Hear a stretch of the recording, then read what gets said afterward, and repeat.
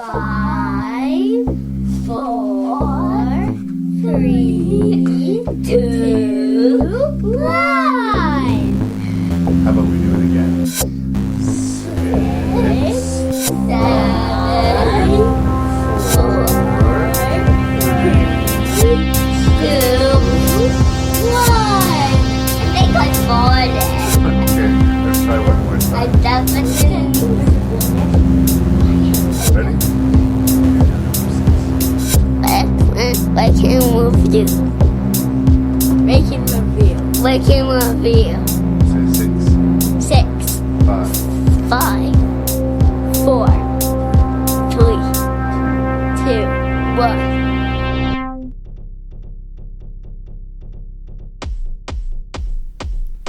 Interesting episode, you guys. Once again, Rank and Review is returning to the subject of zombies, and even though he was a guest only 2 short episodes ago, I'm breaking my own rule to include Scott Lehman, one of my best friends in the world.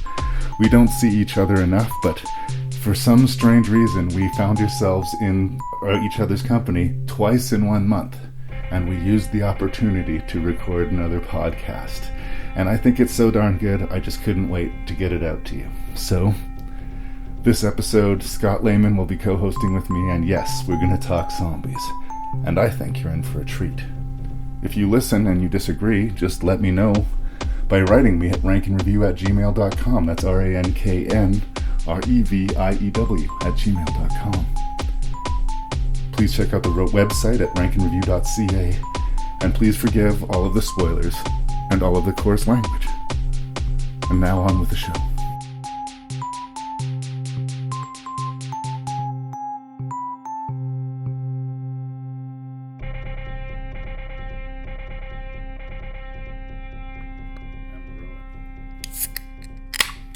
Ah, yes.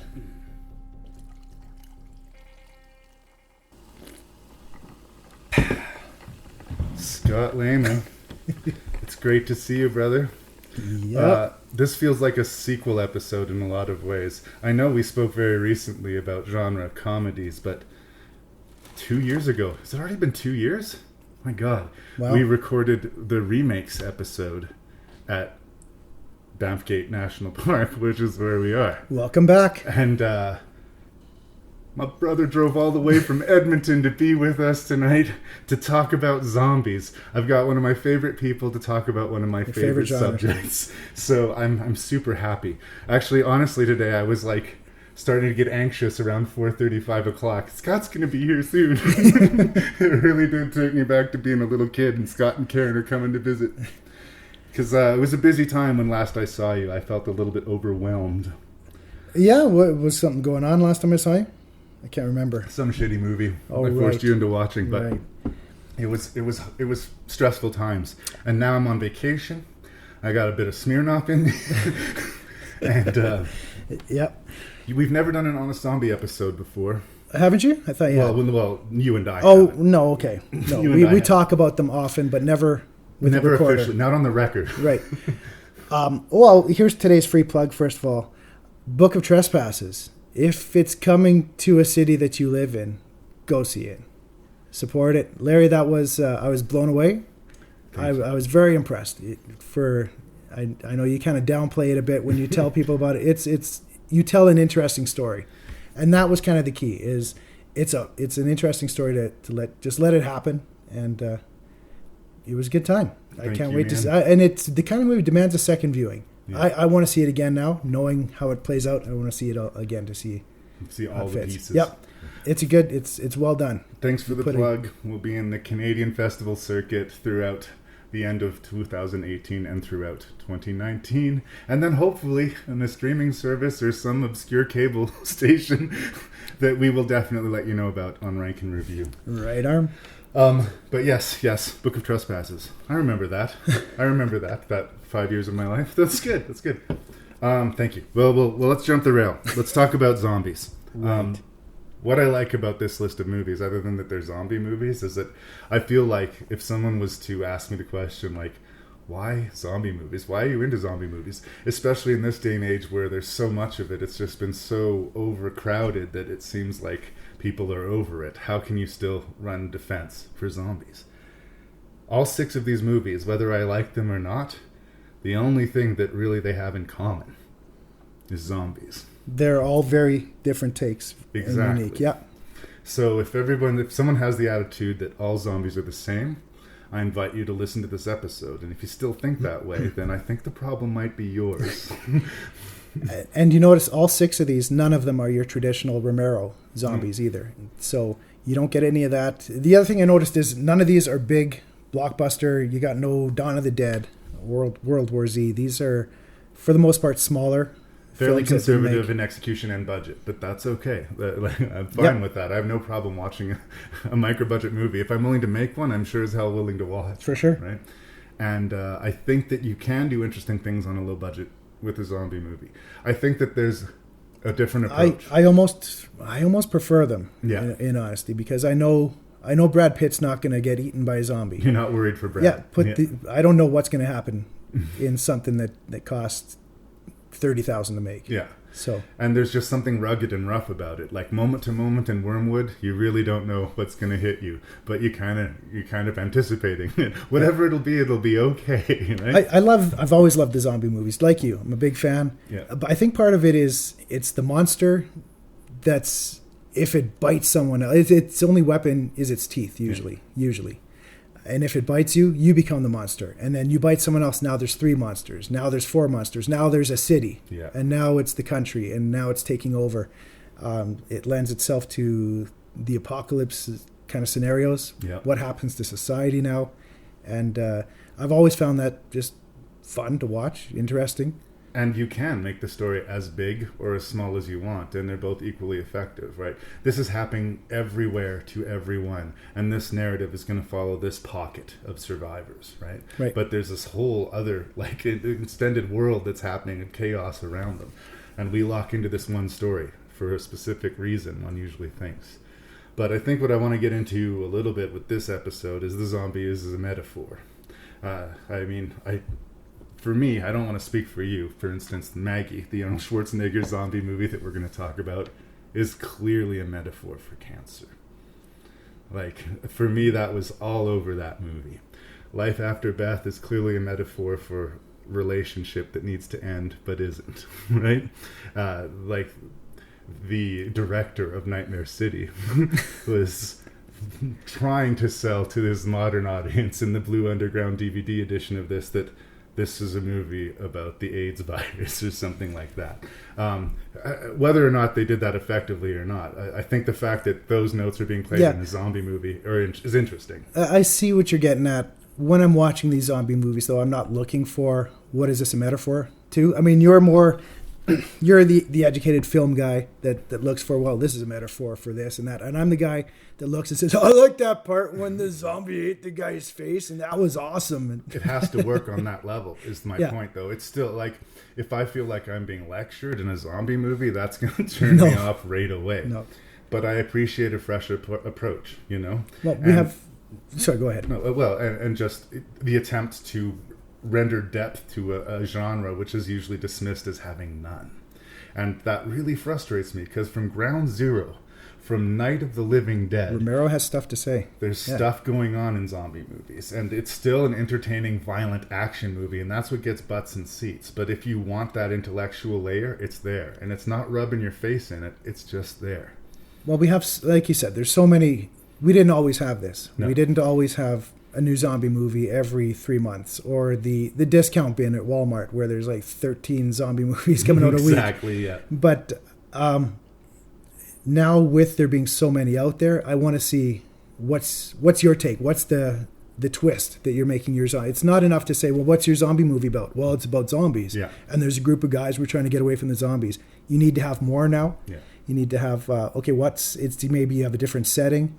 Or maybe there's something special about your zombies or your scenario or your story. Yeah. And some of these movies, they all have their own take on what sets them apart. And that's what makes them interesting. again, I'm talking about different genres, right? Like these are zombie movies, but I would say Maggie plays much more like a drama It's than a drama. horror movie. Yep. Life After Beth is kind of a rom-com. Yep. I guess. You know? For sure. So right there, like they're not just sort of boxed into the horror genre, right? There's a lot more to zombies than people give credit to. I concede we've been getting an awful lot of zombies lately. But I grew up when there was a drought going on in zombies. I loved zombies since I was young, and like from like the mid to late 80s when I started having a real interest in horror movies until like 1999, 2000, it was like 2002 when 28 Days Later came out. Mm-hmm. You couldn't find zombie movies very often. No. You'd have to make a meal out of Dead Alive and Cemetery Man when they showed up because there would be 5 or 10 years between the next one. And now we're at the complete opposite end of the spectrum, where like every couple of weeks there's a new zombie movie either streaming or released direct to video or even occasionally still in the theaters. Word on the street is David Fincher is going to direct World War Z 2. Yeah. The director of Fight Club is going to do a big budget zombie movie. So like, they're not going anywhere. No. If you have a problem with zombie movies, I don't understand you, but I also pity you Well, because you're missing out on some good movies, and there is no end in sight, I'm afraid. And like you said, right now you've got a zombie shirt on. I do. I've got a shirt from The Walking Dead, and I've heard. I mean, right now it's kind of cool to knock on The Walking Dead with the route they've taken. I mean, we're 7 seasons in at this point, but as you said, we didn't always have this. We didn't always have all these movies. We didn't have TV shows for sure, like quality TV shows with great effects, makeup, zombie effects. I can't hate violence. The Walking Dead because I've wanted The Walking Dead since I was 12 years old. If I was 12 years old and I knew what the kind of show I'm going to get to watch, and if I was going to find out that I decided I'm not going to watch this, I would time travel and kick my own ass and say, no, look what you get to watch in the future. This is going to be amazing. Right. So, yeah, I mean, it can stay good, it can turn shitty, but I'm going to watch it. I'm going to see it out. It's a show about the zombie apocalypse. I'm going to watch it. It's a zeitgeist show right now. Even when people are bitching about it, everybody's watching it, right? Like, I have a whole bunch of people telling me, oh, that show's been shit ever since Negan showed up. Well, that was 3 seasons ago, right? Like, maybe if you hate it that much, you should stop watching it. And I know we're not here to talk about The Walking Dead, but Fair can enough. I point out one thing? Yes. I know a lot of people that have stopped watching it. They stopped watching it when season 5, I think, where they started off at the terminus. Right. And they're slitting throats and draining the blood into the trough for the cannibals. And people stopped watching. They said, well, you know what? I'm not watching. This show got violent, and I don't like it anymore.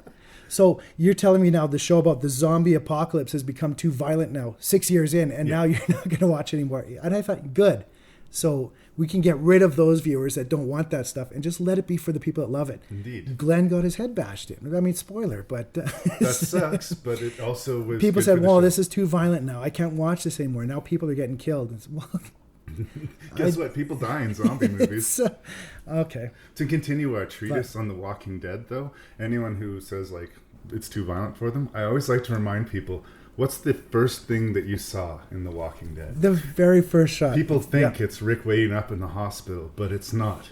The first thing we see is him looking for gasoline in an isolated place, and a child zombie walks up. A little girl. And he shoots her dead center of the forehead, and her brains spatter onto the pavement as she falls. And that's a great way to start. If you don't like this, don't watch Turn it off right now, because gonna- this is where we start. Exactly. Yeah. And that's, I guess, the good entry point for these zombie movies. I guess, they're made for a certain audience. And if you don't like grim storytelling and if you don't like intense violence, well, yeah, we're not going to like it. But it's sort of like Scott and I, if it's a musical rom-com, starring Katherine Heigl, it's got a lot of strikes against it for Scott and I before we even give it a chance.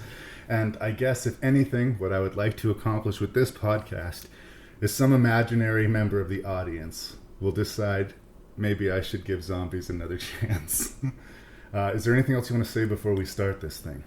Well, hey, what 6 movies are you going to talk about? Oh, that's a very good question. We're going to talk about 13 Eerie, which was a homegrown zombie flick. It's shot just outside of Regina, very close to where I live in Saskatoon, I Saskatchewan. think it's shot in Moose Jaw, was it? In that area, I guess. And I know a few people involved in the production, so it's interesting. Decent We're going to name talk drop. about Nightmare City, which is an Italian splatterfest, which is a very interesting... I'm sure that will be an interesting conversation. We're going to talk about Maggie, an Arnold Schwarzenegger starring zombie movie, and if you haven't heard of it, you're not alone. But it's a real thing. I'm not making it up. From the writer of I Heart Huckabees, we have a zombie rom-com called Life After Beth. I was about to say I Love You to Beth. That doesn't make any sense. Life After How many Beth. Smirnoffs have you had already? Uh-oh. This is going to be fun. We're going to talk about an Australian zombie movie called Wyrmwood, Road of the Dead. And we will finish it off with Zombie Town. Okay. Or, well, whatever order we decide to go in. We're kind of fast and loose. We're 3 beers in already. So that is the list of 6 zombie movies my dear friend Scott Lehman and I will discuss. One thing about these films I think we're going to get into as well is, we talked about this a little bit before we sat down and pressed record, but zombie movies have 2 endings that commonly are used. The first one is all of our heroes die, everybody dies, the end, or they get away from the bad situation they're in, and now they're safe, ... for now. Yeah, to an uncertain future. Right. And some of these movies, it seems to be hard to write an ending for a zombie movie because you have some format of those 2 endings. You're a little bit boxed in. Or else you try and do something else, which a few of these movies went a different route, some to less success than others. And I think we're going to get... That'll probably end up being part of the conversation, I think. And how can you end a zombie movie other than these 2 ways? Or is there a preferred method? Well, it's an interesting thing, too. We're talking about the post-zombie era. There's a new zombie movie out. I don't think it's out already. It's Ellen Page. Juno's in it. And it's all about the zombies after the zombie plague has been cured. A lot of people who were formerly zombies have been inoculated. Okay. But they're still a little off, but we're trying to get back to normal. So, again... People say that every zombie movie is the same, and Kinda I just like, can't disagree with that more. Fido's a bit like that, too. Yeah, Fido's a great one. That's one of the first zombie movies I ever reviewed on this podcast. Love that show. Anyway, let's start this thing. Welcome to Eerie Strait. Compound secured perimeter means nothing gets in or out. No one's been here in years. It's gonna feel more like a boot camp than a science retreat. All aboard! Nice ride. All you got here is Guantanamo Bay's ugly twin sister. Welcome now. There are only 2 places available in the forensic trainee scheme. You will need to work in pairs. If you're gonna puke, do it in the bushes, otherwise it'll contaminate the area. Oh, shit. You couldn't have picked a worse place to die.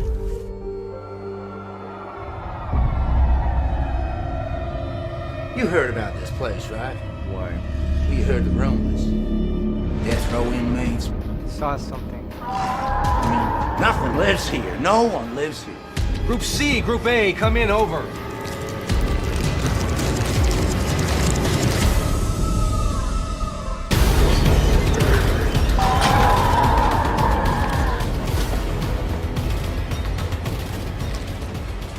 So there's not a lot of filmmaking going on in Saskatchewan. I think you've heard me lament this if you listen to the Book of Trespasses episode. I spent 5 years trying to make my own micro-budget movie. Well, successfully. I don't say trying. I made the fucking did thing. it. It's done. It's a good movie.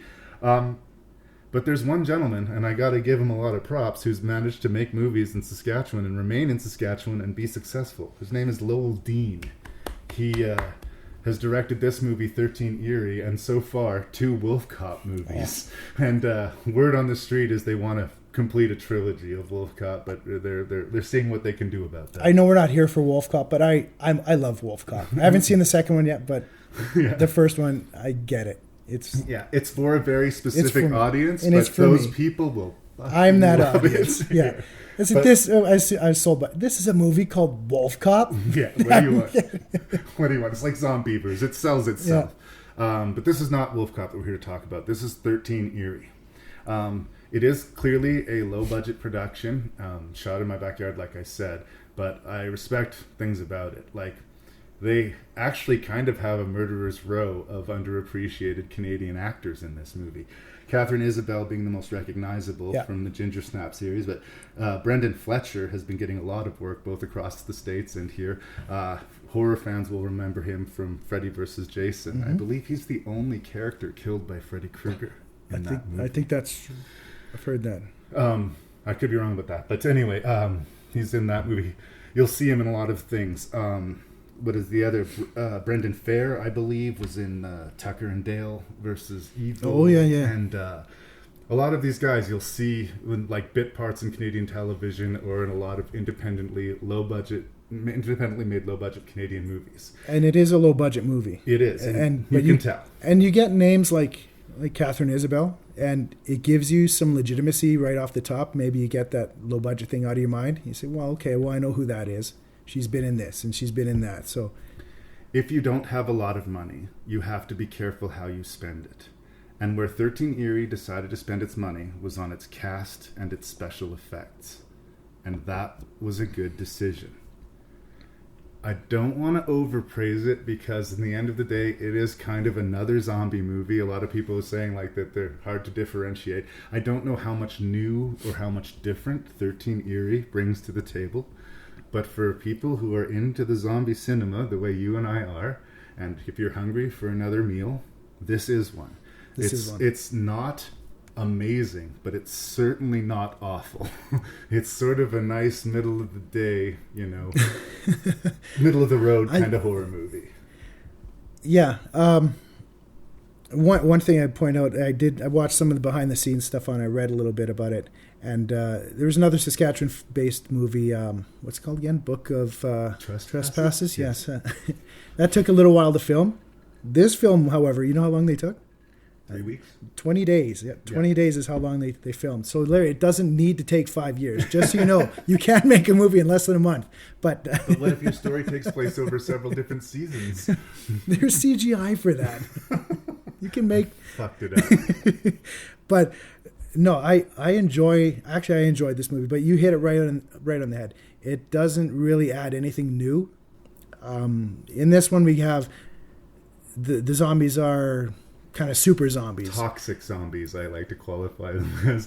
They're a little hulked out, a little tougher than your average zombie, and look a little more monstrous. Yeah, they have a growl to them.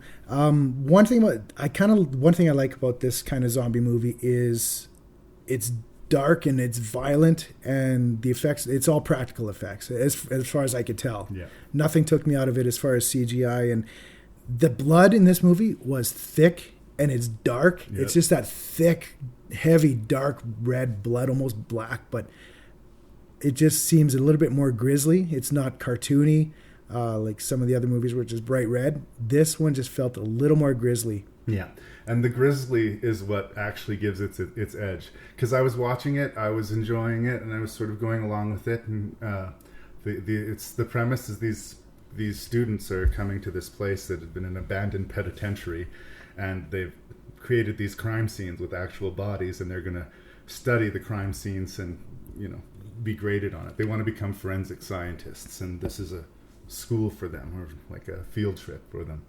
And they all have their own bodies that they need to find or to study. And I was watching it and liking it, but I wasn't like completely locked in until the first death. Mm-hmm. This first death, and I like what they were going for. It was about 50-50, and they were trying to get this thing where she's running through the trees, but they're so thick that she's getting kind of tangled up in them, so she can't run as fast to justify this zombie catching up with her. And slowly, the zombie inevitably catches up with her, and I'm like, and now we're going to hear a scream, and we're going to move on to the next scene. Not so. No, the zombie bites off her fingers. Her fingernails first. And then chews its way up her arm, eventually getting to her throat. And it's quite drawn out. It's quite grisly.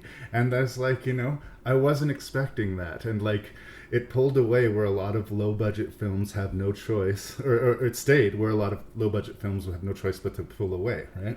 And that gave it points. When Catherine Isabelle stabs a zombie through the mouth. Thank you. This is the kill of the movie for me. Right? Yeah.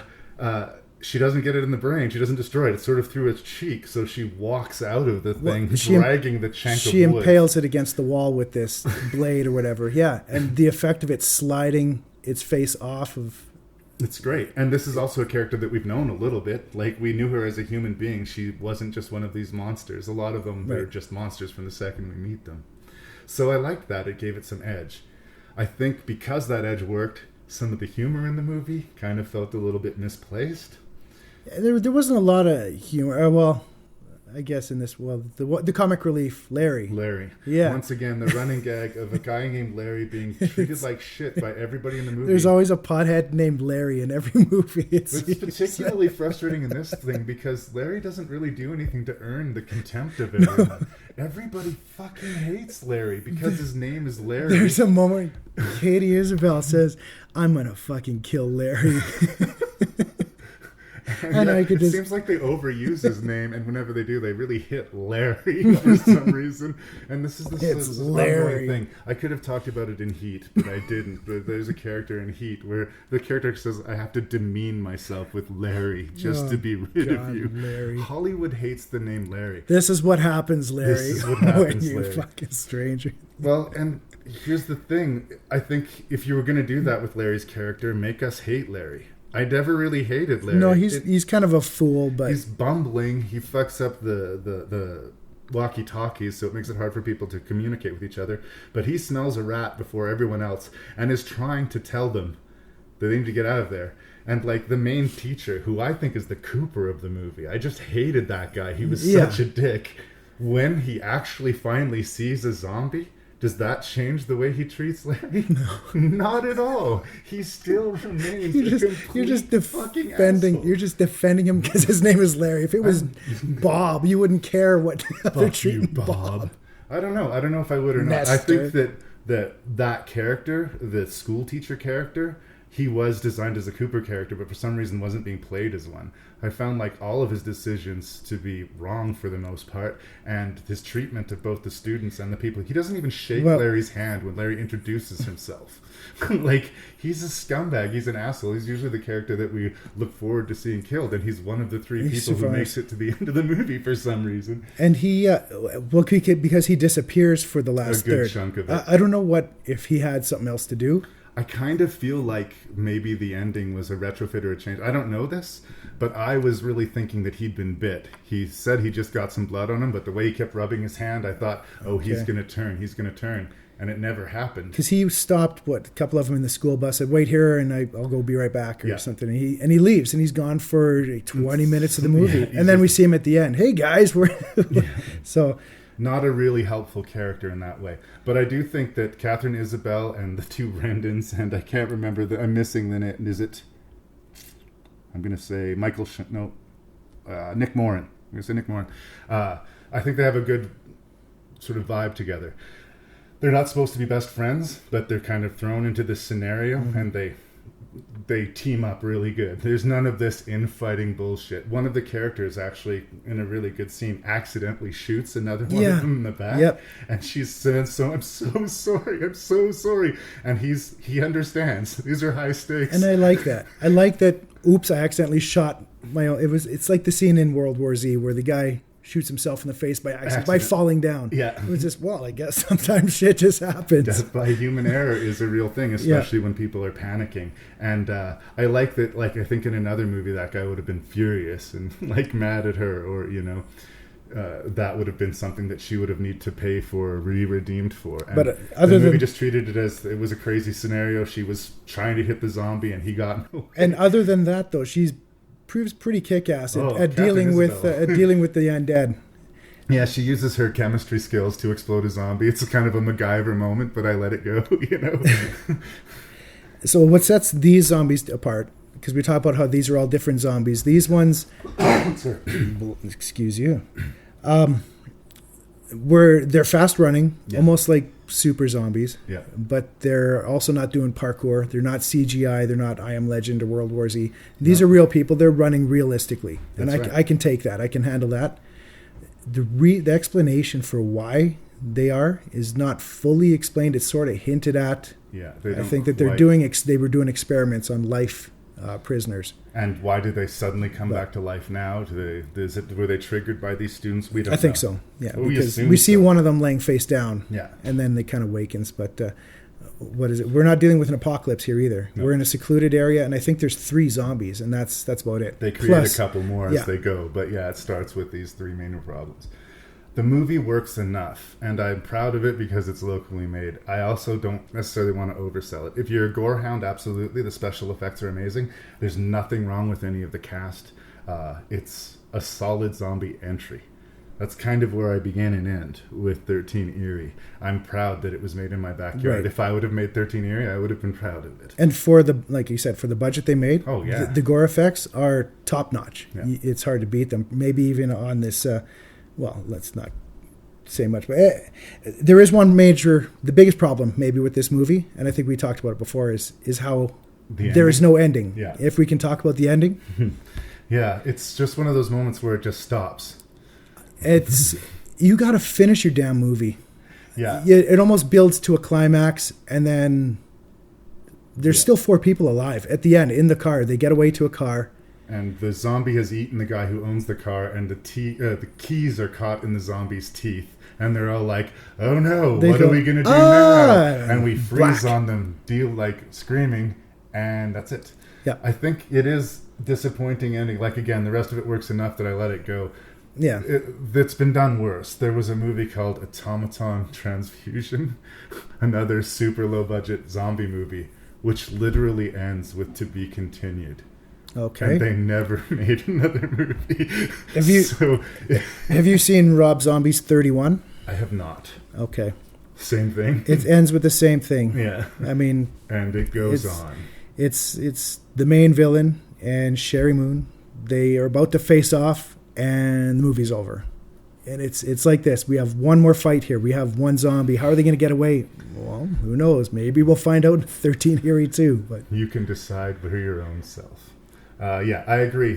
The ending is flawed, and I don't think that this is the zombie movie that's going to win over people who want to be loud. Like, convince me that there's No. credibility. But if you're already there, If you already don't like need zombie to be movies, convinced, sign yourself up for 13 Eerie. Good enough?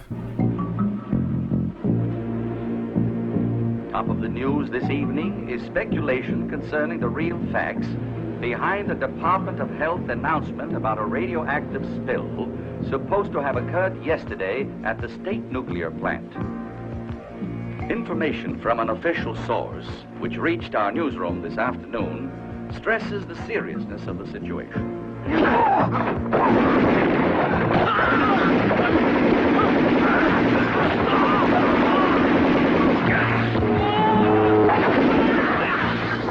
Mr. Miller, something very serious has happened at the airport.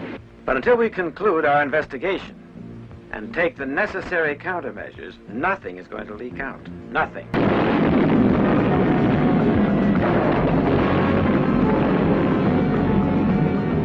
This individual and others like him have been subjected to strong doses of atomic radiation, which increase their physical capacities beyond the norm. In short, it's a kind of a Superman. This is Channel 5 TV station. We're being attacked. For God's sakes, send somebody fast. God help us all.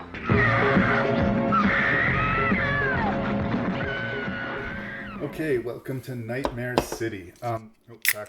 yeah, we're having a good time. Again, I've talked in the past about sort of these giallo horror movies, the Italian zombie and splatter films. I really do think of them as exploitation films. Like, they're just about their gore and their sex, and a lot of pretty much everything else seems to fall to the wayside as far as like their approach to filmmaking. They're grimy, and they feel a little sleazy. They feel a lot sleazy. Maybe they're more sleazy today than they did when they were made. and I kind of love them. I kind of love them, honestly. Well, it's true. There's something so politically incorrect about it that I kind of respect it in a way. The climate now, in this sort of age we're in, where everybody's like waiting to be offended by things, it's a weird place to make difficult genre horror movies like this, and be proud of yourself. It's gone to the point where I used to be like I used to roll my eyes a little bit at things like Family Guy, which felt the need to step over the line like enthusiastically every week. And now I'm just like all for it. I'm like, bring on the free speech. Offend me. Please offend me. I'm not going to sue anybody. I just, and I don't want to censor anything. We're 1983 for this film, right? So, and it's firmly that era. It's a 1983 movie. But if it was just honest that it was an exploitation film, I think I would like it more. I made the mistake of watching the special features and hearing the director Umberto Lenzi speak about this movie. And to me, he came off as a pretentious dick, Maybe something was lost in translation. Yeah, but I didn't get that. I've watched the same special feature, but before I seen that, I didn't really look at it that way. It's just... it's an exploitation movie, right? It's sex and violence, but... he doesn't think so. No, I wrote down exactly what his words were. Well, first of all, in his interview, he says, these are not zombies. These are real men, and they're infected by radiation. But then in the rest of the interview, he goes on to refer to them as zombies. So I don't know, which is it? Maybe it's just easier. For the sake of argument, we'll call them zombies today. But then he says the film is based on reality, and he compared it to the AIDS virus and the movie Philadelphia somehow. So... just say I made a gory exploitation titty-full movie. The great thing about the titty in this movie is it's gratuitous. It is so gratuitous. These zombies have a penchant for ripping off the lady's shirt before they kill them. Let's do a little bit of plot, because there is only a little bit of plot. Our stunning, handsome lead, Hugo Stiglitz, Mexican actor, neither attractive nor talented, centers this movie. He is sent to cover a story at an airport, and a military plane arrives, and a bunch of zombies just spill out of it and start killing people. The infection spreads to the city. Chaos ensues. That's the plot. And I love how he seems mildly disturbed by his reaction to anything he sees. It's like, what's going on here? Throughout the movie, people are either overreacting or underreacting to everything they see. The camera will be following somebody and then actually get distracted because they have to zoom in on a body on the street just to make sure you don't miss that gore. The pace is pleasantly pretty quick for the most part.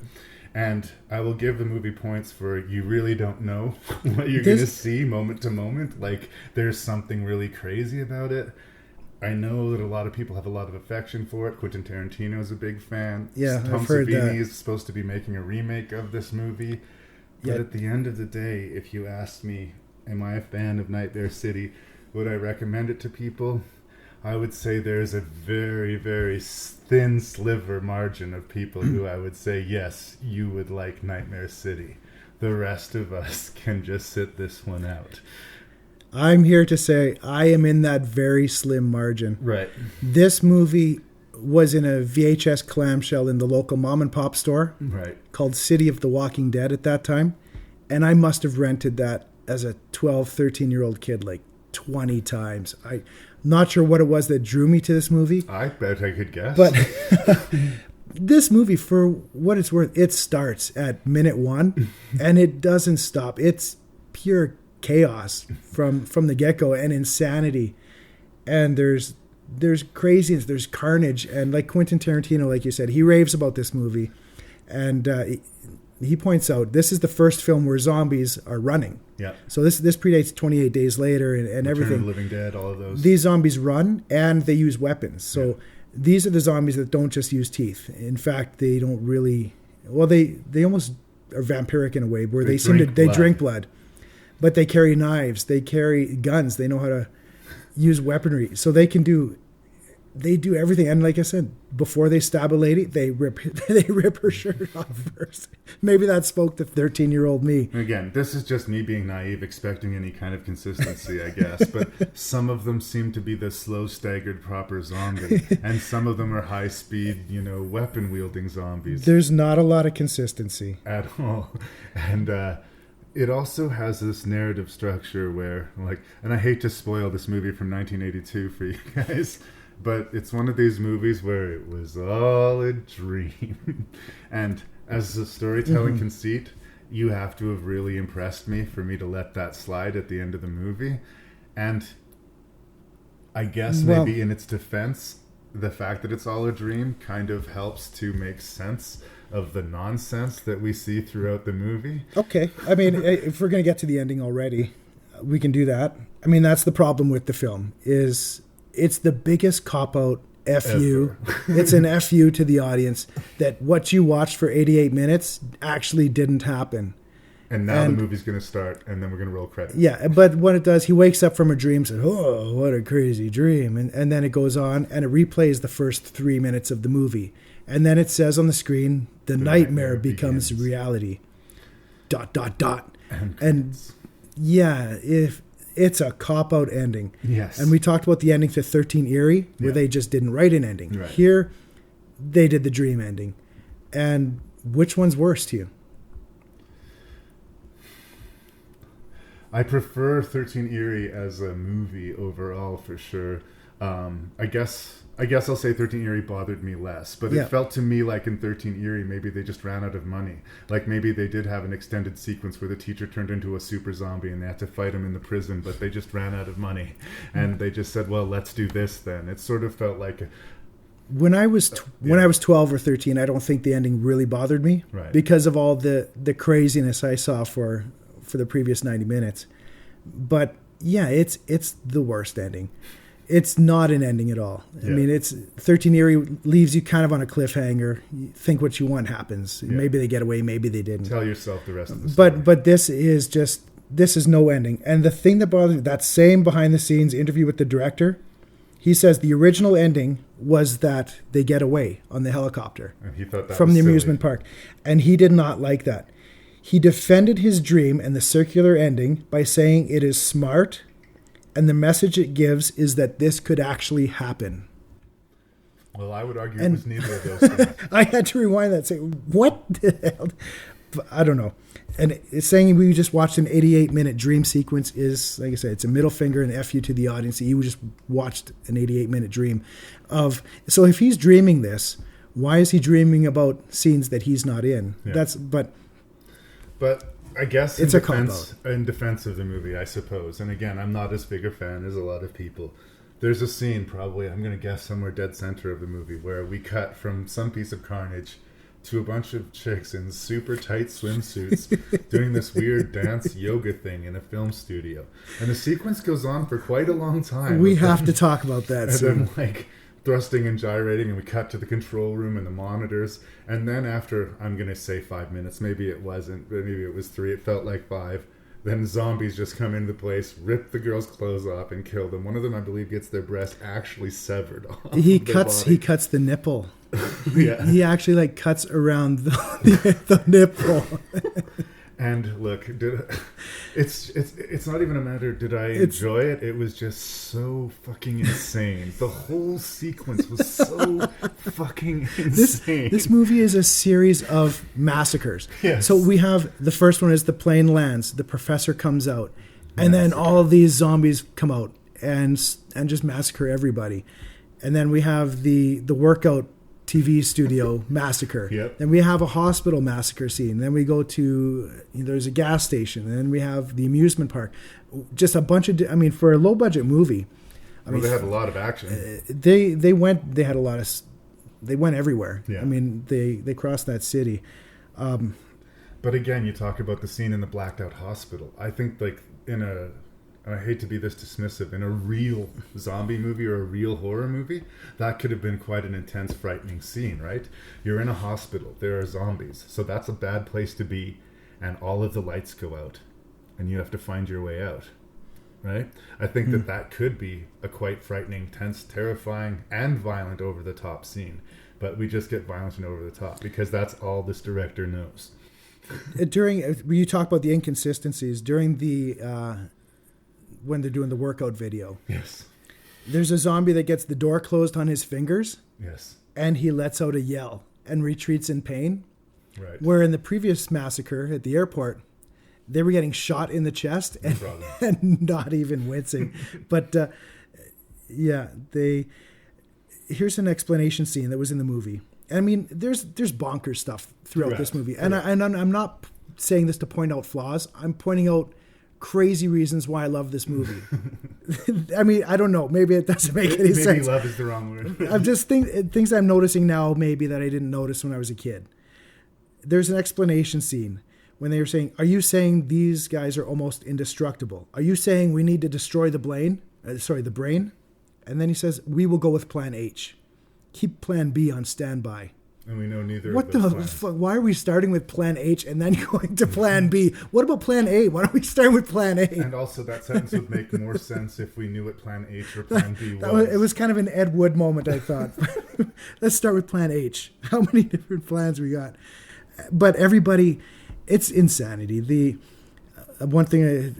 victims run up to the zombies and they stop and they scream while the zombies have a moment to, rip off their shirts and stab them. The zombies in here wipe their mouth on their sleeve. They wipe blood off of their mouth. So they're worried about how they look. The good old days of film. When a woman would get hysterical and a man would just slap her. They have that scene in here. And she then kisses him like 30 seconds after that. Hardcore makeout. That really, really, really rubbed me the wrong way too. It's so weird seeing that now. And settle down. Oh, I don't think. I mean, I was pretty mean about the main character, but I'll continue. He is a charisma vacuum. There's nothing likable or engaging about this guy. Again, in the interest of points, though, that woman that we're talking about, I've seen the movie. I think this is my third time watching the movie. I didn't watch it a ton when I was young, which is maybe one of the reasons why I find it more of an uphill battle than you. I think if it's something that really felt forbidden and awesome when you were 12, it'll always sort of have a special place in your heart. I don't have that. Right. And this does. It draws me back to my youth. Every time I hear that theme music, that But that woman, every time, I've watched it 3 times, and every time she falls off the rope and bounces down the structure roller coaster. of the, is it a roller coaster or Ferris wheel or whatever it is? I'm surprised by that moment every time. And again, I guess in the interest of giving points to a movie I've not been very charitable to, there are a few things that are surprising. Whether or not they're logical or they're helpful to the movie, I couldn't say, but I was surprised several times. Mm-hmm. A lot of giallo movies seem to have these centerpiece scenes where a beautiful woman is very slowly stalked and killed, and this movie is no exception. But it's really interesting to me in a movie that is so full of momentum and insanity, how everything stops for this sequence. She gets a phone call from a military husband who knows what's going on, tells her, lock the house, be safe, I'm going to come and get you. And she seems really scared, and she locks the front door, and she looks around, and she slowly walks through the house, like suddenly the zombies are in the house for some reason by him mentioning it. And then she walks out her back door, leaves the back door wide open, stands in the backyard, and sees the lawnmower mowing by itself. So I'm implied, okay, her gardener is now a zombie or something. And then she just shrugs that off, walks into the house, fixes herself a drink. Some drinks. And I keep on thinking, why are we watching this? What is this? And it goes on forever. And yes, spoilers, finally she is killed by a zombie, and we don't care. So. It's not a smart movie, Larry. It's not a metaphor for AIDS, as the director will tell you. It is craziness. Stuff doesn't make sense. Let's start where the movie starts. The airplane lands and all these zombies come out. So was a zombie flying this plane? Who's flying this plane? The zombies in this movie drive cars. Yep. They do everything. And I don't know. I have to question, if I didn't see this movie as much as I did, if I didn't fall in love with it when I was 13, maybe I'm praising it too much. Yeah. It's probably not as good a movie as I say. It's got that Italian zombie movie dubbing, which a lot of people have problems with, sometimes. But I find that part of its charm. I'm a fan of the Italian zombie genre. I enjoy it almost because of the dubbing, because of the flaws, because of just the crazy things that happen in it. There's a movie I seen in the theater, which I really enjoyed, Planet Terror. Right. And I know you've seen it as well. I think part of the reason I enjoyed that movie so much is because of how much it reminded me of Nightmare City. Influences all over. This movie in particular, it just reminded me so much of this movie that zombies, I watched so much in my youth. And then I later watched an interview with Tarantino where he talked about resemblance with Nightmare City and Planet Terror. And I thought, yeah, that's it. Yeah. That's... I will say this. I mean, I've been largely unkind to the movie, but I think in the right mood with enough beer, this is a good time. But if you're just sitting down and you've never seen this before, I don't know. I don't know if I can recommend it. You got to know what you're going into. It's a 1983 Italian zombie movie. It's not smart, but it's wall-to-wall shit happening. And it's memorable. Whether or not you like it, it will stick with you. You won't shake it easily, but it's certainly not for everyone.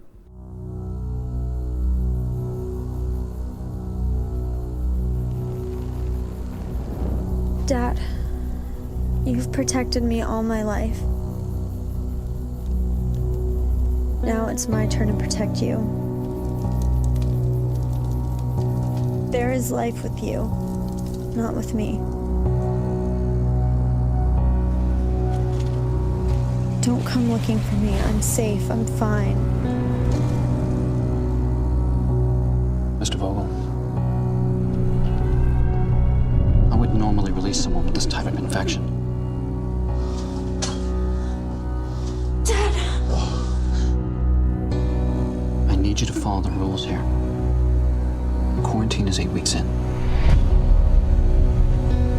She's probably going to show more signs of aggression and hunger.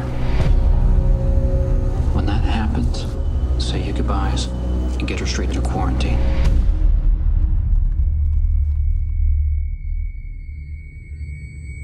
I made a promise to your mother that I will protect you.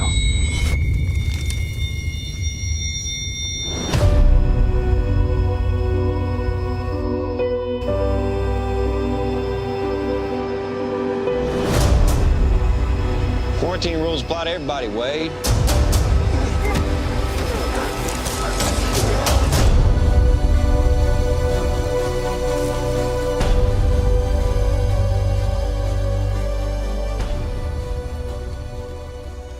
Okay, Maggie, directed by Henry Hobson.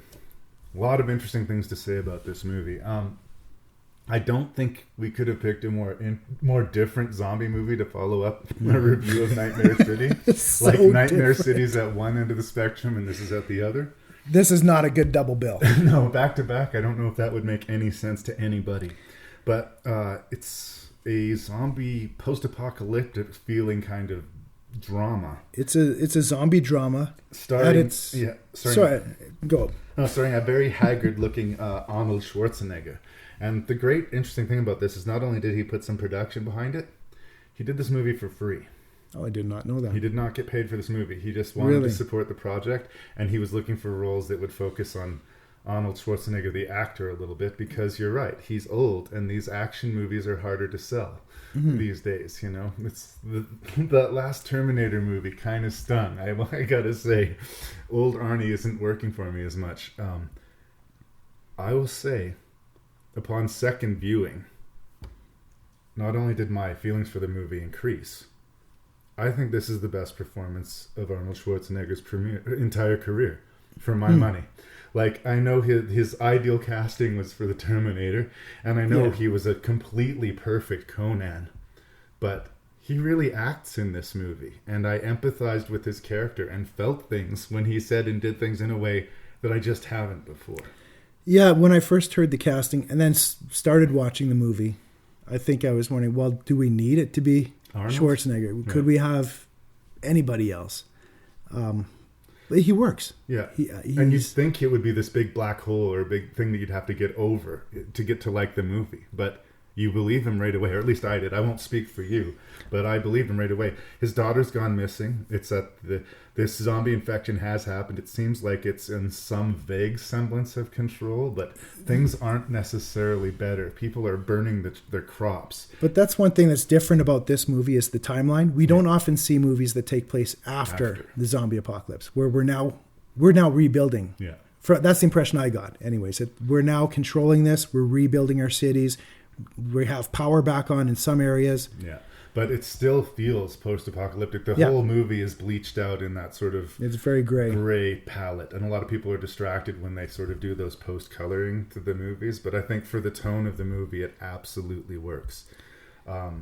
Their daughter of the family, Arnold Schwarzenegger and Jolie Richardson, are a married couple. They have 3 kids. 2 of them belong to Jolie Richardson, but the eldest, Maggie, played by Abigail Breslin, is from a previous marriage. She disappeared for a while during the infection and got herself bit. And he'd been looking for her for weeks, finally found her in this hospital. And because he has a personal relationship with the doctor, instead of immediately putting her into the quarantine, he tells him he can take her home. Once her symptoms get to a certain point, you have to deal with it. You're going to have to deal with it. And that's the movie. He's slowly watching this person that he loves rot away, change physically, change mentally, and eventually has to come to terms with the fact that he's got to not only deal with the fact that she's going to die, that she might have to die at his hands.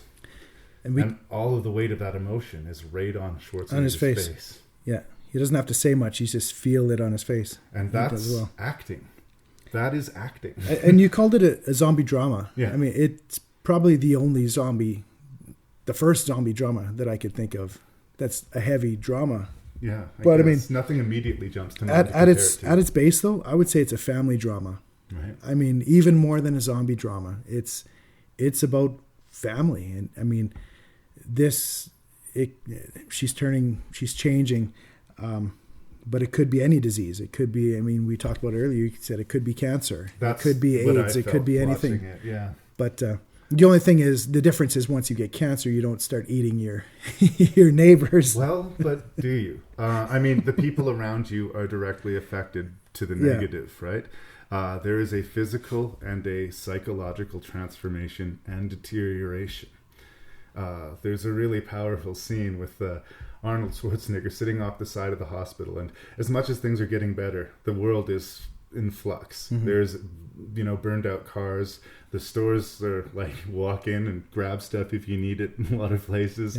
Like you say, all the crops are being burned. There's a constant feed of smoke going up into the air. Like you feel like the world is not in a good shape. Not all good. And he's sitting there holding this shotgun outside of the hospital, and the doctor walks out and just is completely blunt with him.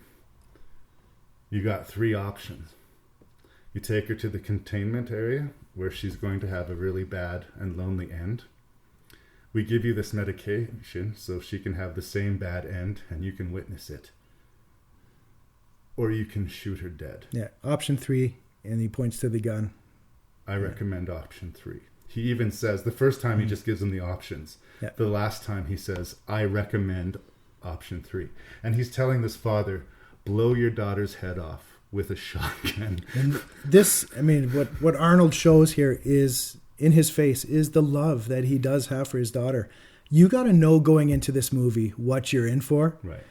If you don't know and you look and say it's Arnold and it's a zombie movie, Arnold this is going to the undead. This is going to be so awesome. He's going to have one-liners. He's like, "What's the matter? Don't you have any brains?" And he's going to blow him in the head. That's not this movie. I would watch that movie as well too. if there was such thing. But don't go into this expecting that movie, because this is a slow burn. It builds slowly. It's good though. I liked it when I first watched it. I came close to loving it when I watched it for the second time.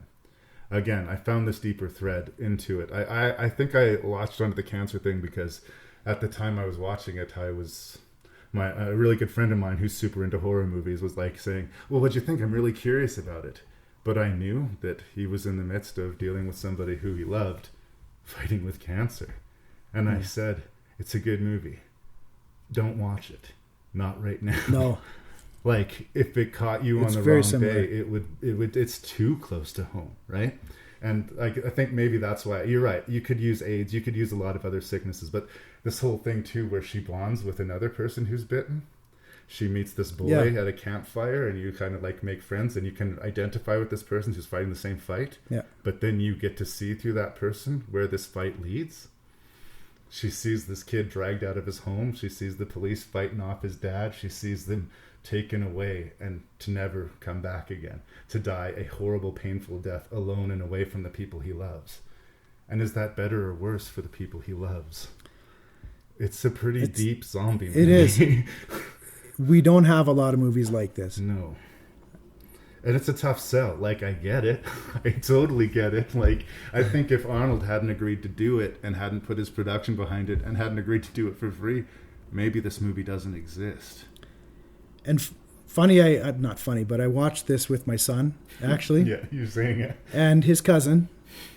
They were hanging out, and I said, hey, I'm going to go watch a zombie movie. I think it's PG-13 maybe. So I say, if you guys want to watch it, go ahead.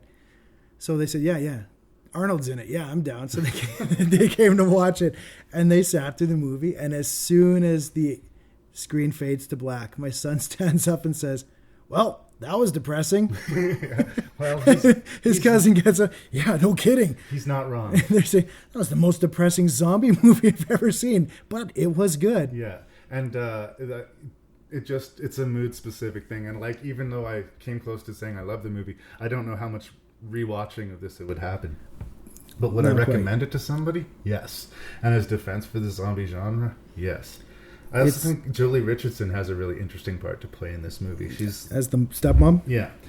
Typically, we're kind of like put in the position where we don't trust the stepmom. We think maybe she's going to try and like take some shortcuts, or she really is anxious for this girl to die. And I thought it was a smart move that she loves Maggie too, but her fear almost eclipses her love. Yeah.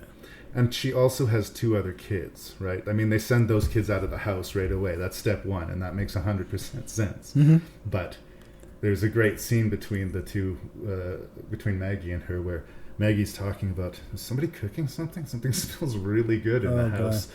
And she goes downstairs and she assumes that her husband's cooking something. And no one's cooking something. And she slowly realizes that Maggie is smelling her. And she's fucking uncool with that. That was a fun scene with the kids. Yeah. Because, she said, I smell something. It smells good. What are you cooking? And then my son's like, no. She's gone. Yeah. And I felt sympathy for the Jolie Richardson character. Like, she leaves and it almost feels like she's abandoning her husband at the time. But I understood that decision. I didn't hate that character. I was sympathetic to her as well. Yeah. And I found the ending of the movie straight up powerful. I don't know should we spoil it or should we just let people watch the movie? I mean, you know where the movie's going, but you don't know exactly how it's going to go. Yeah, I don't even know if there's need to say exactly what happens on it. But it's very powerful, and it leaves you in a very strong, very melancholy You want to sit there in the dark for a little while after. Yeah. There's few movies where it fades to black and the credits start, the soft music plays, and you just want to sit there for a little while. And this is one of those. Yeah. Except for my son, who said, this is depressing. And he's gone to play Fortnite on the Xbox. But let's do some Grand Theft Auto.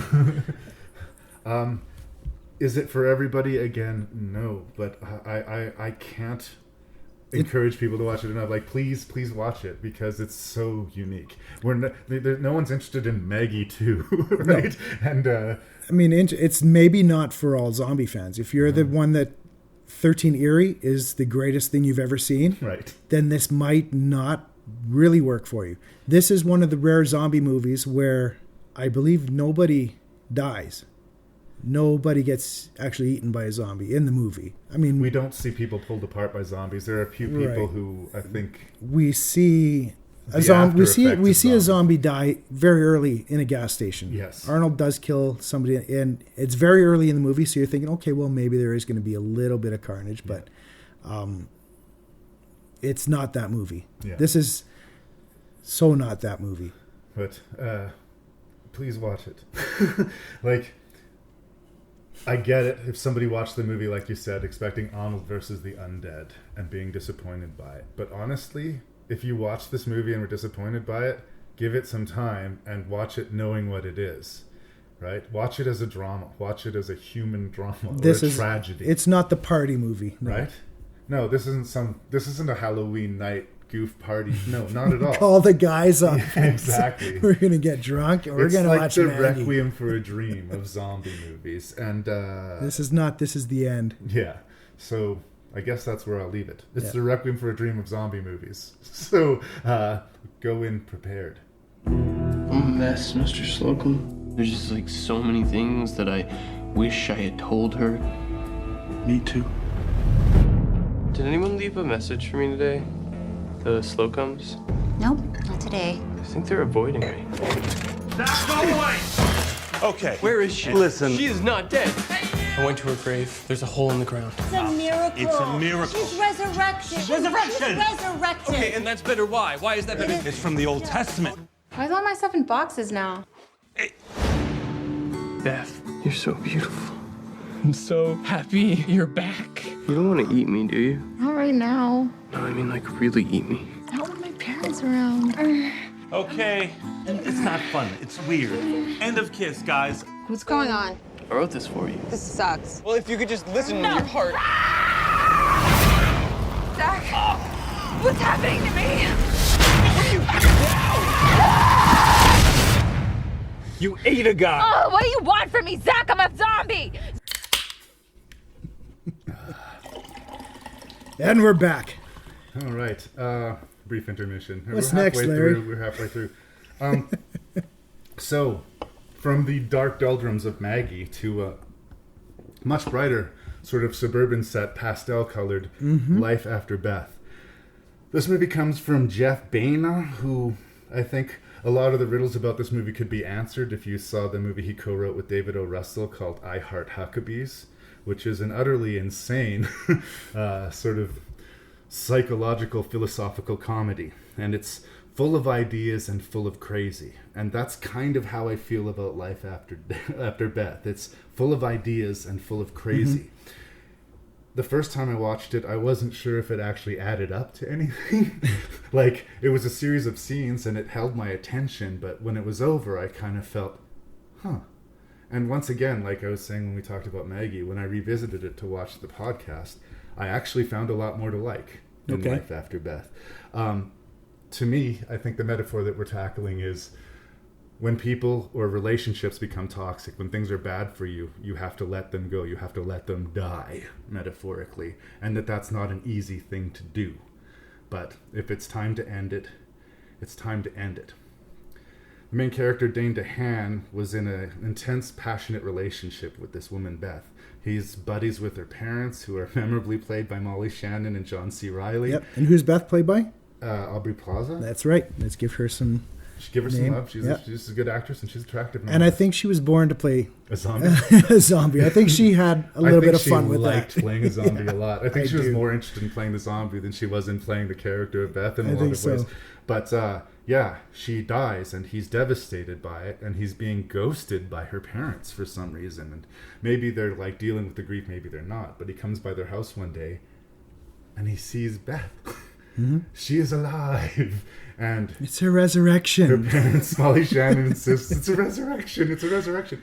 And they've got this manic crazy, which is kind of appropriate, right? They buried their daughter, and then she showed up, right? And they're happy, but they're terrified. But like the boyfriend asks, he said, "Well, what's going on? Why is this happening?" He said, well, "You know what? My dead daughter came back. I don't care. I don't care." Yeah, I have my daughter back. I have my daughter back. I'm not going to ask questions. That's a fantastic answer, right? Yeah. It's correct. But in this movie, zombies, the word zombie exists. In a lot of zombie movies, there's no such thing as zombies. They don't know what they are. But the main character, he says, well, she could be a zombie. And that's what Molly Shannon said. Don't say that. It's not a zombie. It's a resurrection. Which is... I also like the Dane DeHaan's parents. I'm sorry, I'm just Paul Reiser. Yeah, Cheryl Hines and Paul Reiser plays them, and I haven't seen Paul Reiser put to good use in decades. Not a long time. Literally decades. I don't think he sucks necessarily. I mean, as a comedian, I kind of find him middle of the road, but he's not a bad actor, and he can be funny. And I like that he's allowed to be funny in this movie. Everybody in the small roles, they do so much. Yeah. With what they're allowed to do. But here's the thing, again, and this was true both times I watched it, although the second time I watched it, I liked it a lot more. It's funny, but not laugh out loud, right? See, I actually found myself laughing out loud. It's a weird and charming movie. It's offbeat. Yes. And you mentioned the cast. One other guy I want to give a shout out to, Matthew Gray Gubler. Yes. You'll know him as the dorky guy on Criminal Minds. Yeah, and if you've seen a movie called Suburban Gothic, he's the main character in it. He plays the brother, Kyle. Yes. And for me, he's the highlight of this movie. He's such a dick. Yep. He thinks he's the alpha, But when shit starts, his whole life is all he wants to do is shoot somebody. Yeah. But when shit starts going down, he's just terrified, and it's so funny to watch it. It's always great to see someone who thinks they're awesome make a fool of themselves, and that's basically that whole character. And you're right, it's really well played. Because at the start, he's a dick to his brother, and he's like, "Close the fucking door," and no, get the fuck out, and then close the door. But yeah, it was so fun seeing him in that role, and I got a kick out of that. The first time I watched this movie, I watched it, and I thought, you know what? I can watch this one with my wife. Yeah. So I watched it a second time, and I said, come down, you can watch this one. Yeah. Because she does not dig the violence, the face-eating zombie movies. I get but it. This has a romantic angle. She can like this, and she enjoyed it. Well, that's good. I mean, getting Sarah to watch a zombie movie, I mean, that's a win in of itself. I watched this movie with my wife as well. There you go. I do think that it sort of, I think, spreads the widest net, maybe, of all of the movies that we're going to talk about today, as far as the people who would you like could them. recommend it to more people. Exactly, Yeah. which makes it all the more disappointing that it didn't make many ripples when it came out. Dane DeHaan, who plays our main character, has been having really hard luck. He headlined this movie I quite like called The Cure for Wellness. And he was in a found footage movie called Chronicle. Oh. And I love Chronicle. Yeah, it's a good movie, right? And he did this movie with, I can't remember the name of the director, the guy who did The Fifth Element, which was a huge tentpole release last summer, and it bombed hugely. I have the feeling like he's going to be the new John Carter. Matt and I talked about it when we reviewed The Cure for Wellness. I think he's a good actor, and I think he navigates this tricky script quite well. But in a way, it's kind of an invisible performance. He's almost a proxy for the audience. Like, we experience what he experiences. Yeah.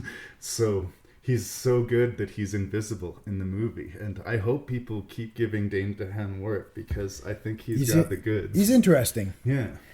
And about the zombies in this film, we talk about the differences in each film. These zombies, again, are different. These are not super zombies like 13 Eerie. These are not Romero shambling zombies. These are they're confused. They don't seem to know that they're dead. They go about their daily routine. That they died. They're denying it somehow. They go on, they seem almost normal, but something's off with them. We see little hints throughout the movie that something's not right. We see a guy in a suit running down a street frantically from something. But we don't know what that's about. The mailman is clearly a zombie. He's confused. He doesn't know what he's doing. Yeah. There's a chef in a restaurant. He starts throwing food. Yep. There's little hints throughout that something's not right in the city. It's not just Beth. And it's the little details that help sell the movie. I like that they can be calmed down by smooth jazz. Yeah, that's right. They deteriorate as the movie goes on. Smooth jazz can calm them. Yeah. And they love attics. They love attics and dirt. It's like when this starts spreading and more people start becoming zombies, the grandparents come to the house that have been dead for years, and it's like, I'm going up to the attic. Why are you going to the attic? They like attics, Dad. How do you know? I don't know. They just like attics. No explanation. No. It seems to make sense. They've been buried below the earth, so now maybe they want to be buried above the earth. Sure. But it's, again, these weird little details that kind of make the movie interesting and memorable. And the roles are played well. Like you said, Beth's parents, Molly Shannon, John C. Reilly, they have a scene at the beginning where they do really seem close with the boyfriend. Yeah. They're talking about the passing of Beth. They play chess together. He smokes a joint with his dad, I believe, and they say, I love you too. They have a bond, and they're played well. I mean, for comedic actors, I mean, you feel that sweet connection they have. And it's a fine line to walk. Like I said, they're playing a premise straightly that would be almost impossible. It's not as easy as it looks, I think, to pull those performances off. When Molly Shannon, like you said, she was like, no, it's a resurrection. There's something so desperate. It's fine. It's in the Old Testament. It happens. It's something so desperate because she so wants that to be the case that it crosses over to being funny, but it's played authentically. And at a certain point, the movie does turn a bit. It does. Beth starts becoming a bit more zombie than Beth. She turns a little more. She's a little more vulgar. Yeah. And the film gets kind of vulgar at a certain point. And she has violent outbursts. About the 55-minute point in the movie, the zombie apocalypse starts happening in the background. Yeah. But we don't really see it happening. We're stuck with our characters, but in the background, we hear sirens, we hear helicopters, we see cars on fire. But everybody's preoccupied with their own place in this story. Everyone's got their stuff going on. And there's smooth jazz playing for the final half hour in the background, wherever you are. There's smooth jazz. Because the zombies love smooth jazz. I also like early when Abra she's sort of dying emotionally first. So Dane DeHaan has written her this love song that he goes to play with her. And he gets like maybe a minute into it and she's like, stop, I hate this. I hate this. She seems like she's in an 80s movie there because she says, stop, this song's gay. And she calls us, this is retarded. So you only say those things in 80s movies. And she's not just a little bit mean, like she's super mean about it. And this is one of the few things. I also like that this idea that he remembers the relationship being maybe better than it actually was in a lot of ways. He's trying to hang on to something that is dead, that actually wasn't working anymore. So I think in a metaphoric way, like that does work credibly. Sometimes it's really painful, but sometimes things have to end. Right? Yep. I'm pouring my drink. Larry's pouring a drink, and I'm going to bring up the Haitian housekeeper. Oh, yeah. I almost forgot. Early on in the movie, we see, before anything's going weird, I can't remember the families, the Slocums. Right. They have a Haitian housekeeper. She runs out of the house. You guys are crazy. And she runs out. I quit. And so we don't know, well, what's going on here? And they kind of do call back to that after we see there are zombies. Zombies are a thing. And of course we think, hey, there was a Haitian housekeeper. Aren't they involved with voodoo? So the thing is, well, clearly she has something to do with this because she's Haitian. And then we're made out to feel all like a bunch of racist assholes for thinking that. Because we're all racist assholes at heart, aren't we? Because they go to find her. Well, she quit, so she has something to do with this. It's, nah, she quit because Mr. Slocum was trying to make her touch his penis. That man's a pervert. So it had nothing to do with voodoo. What, you think we're all into voodoo? And that was unexpected. It was.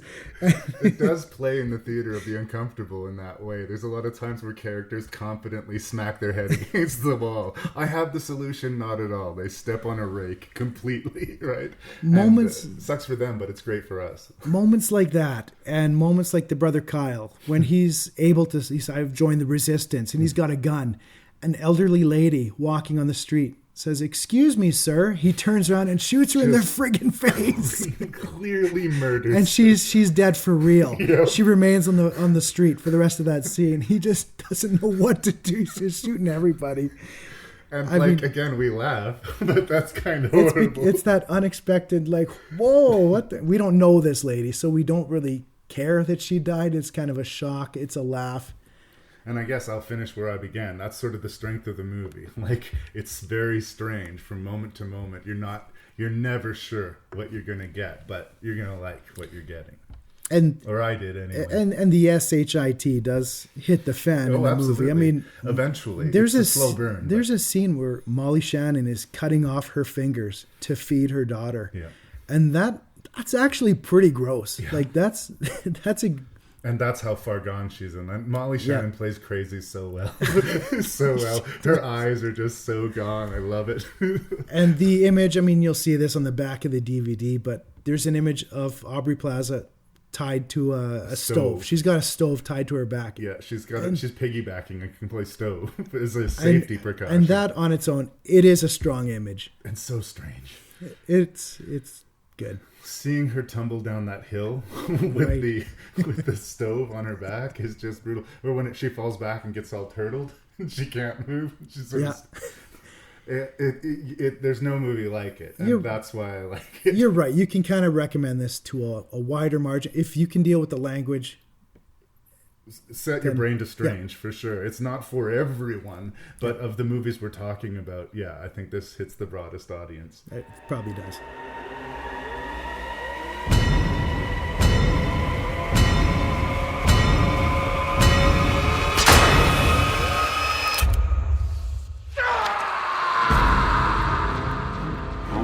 There is something in the air that's changing people.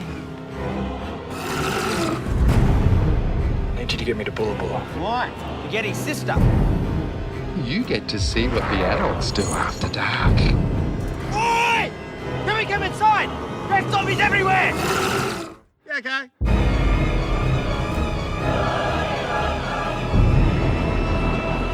She can control zombies!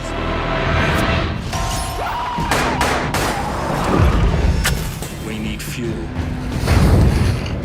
There's no way that could work. There's one way to find out. We need to armor up. Big time.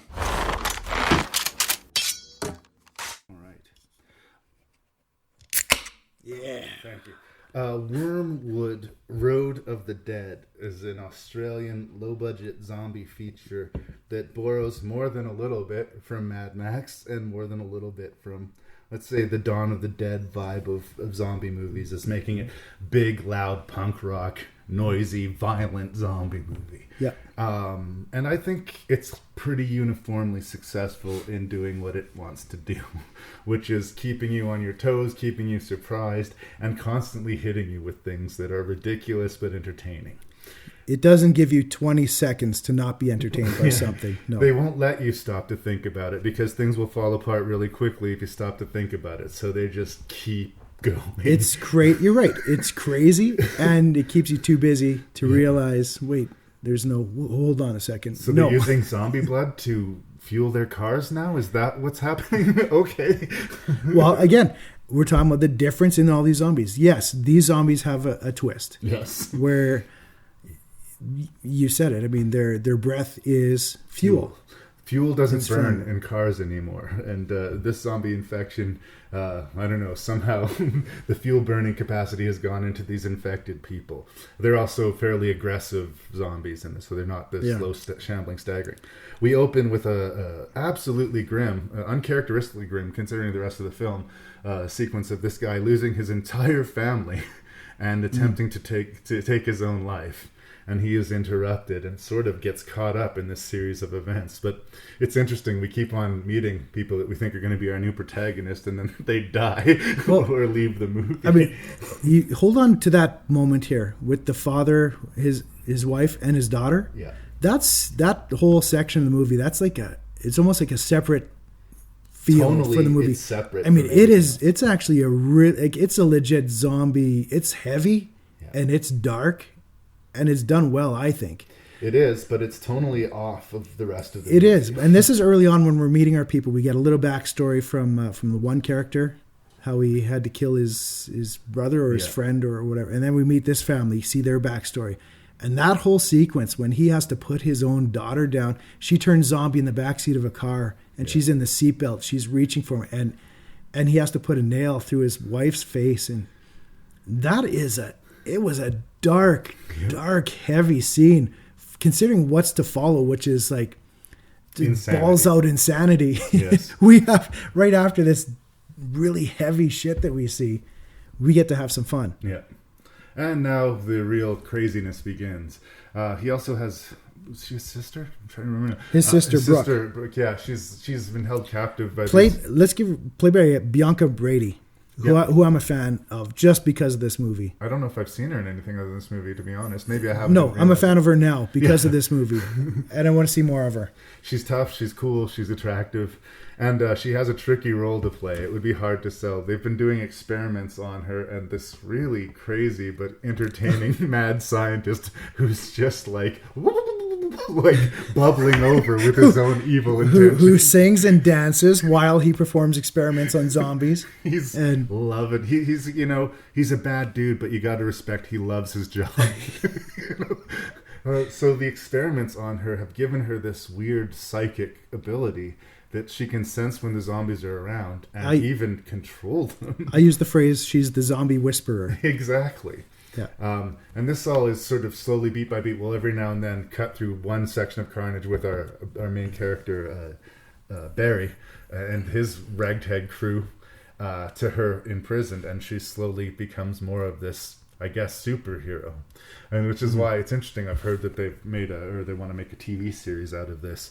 Because, you get the feeling like she runs the show now. If she controls the zombies, she controls the world. Where does that go? Yeah, there's two movies going on. Yeah. There's the movie with Barry and his crew. Yep. That's the Mad Max type Road of the Dead part of it. And then his sister Brooke with the experiments going on with that, as you said, crazy as shit doctor who is having a hell of a time. I'm not sure what...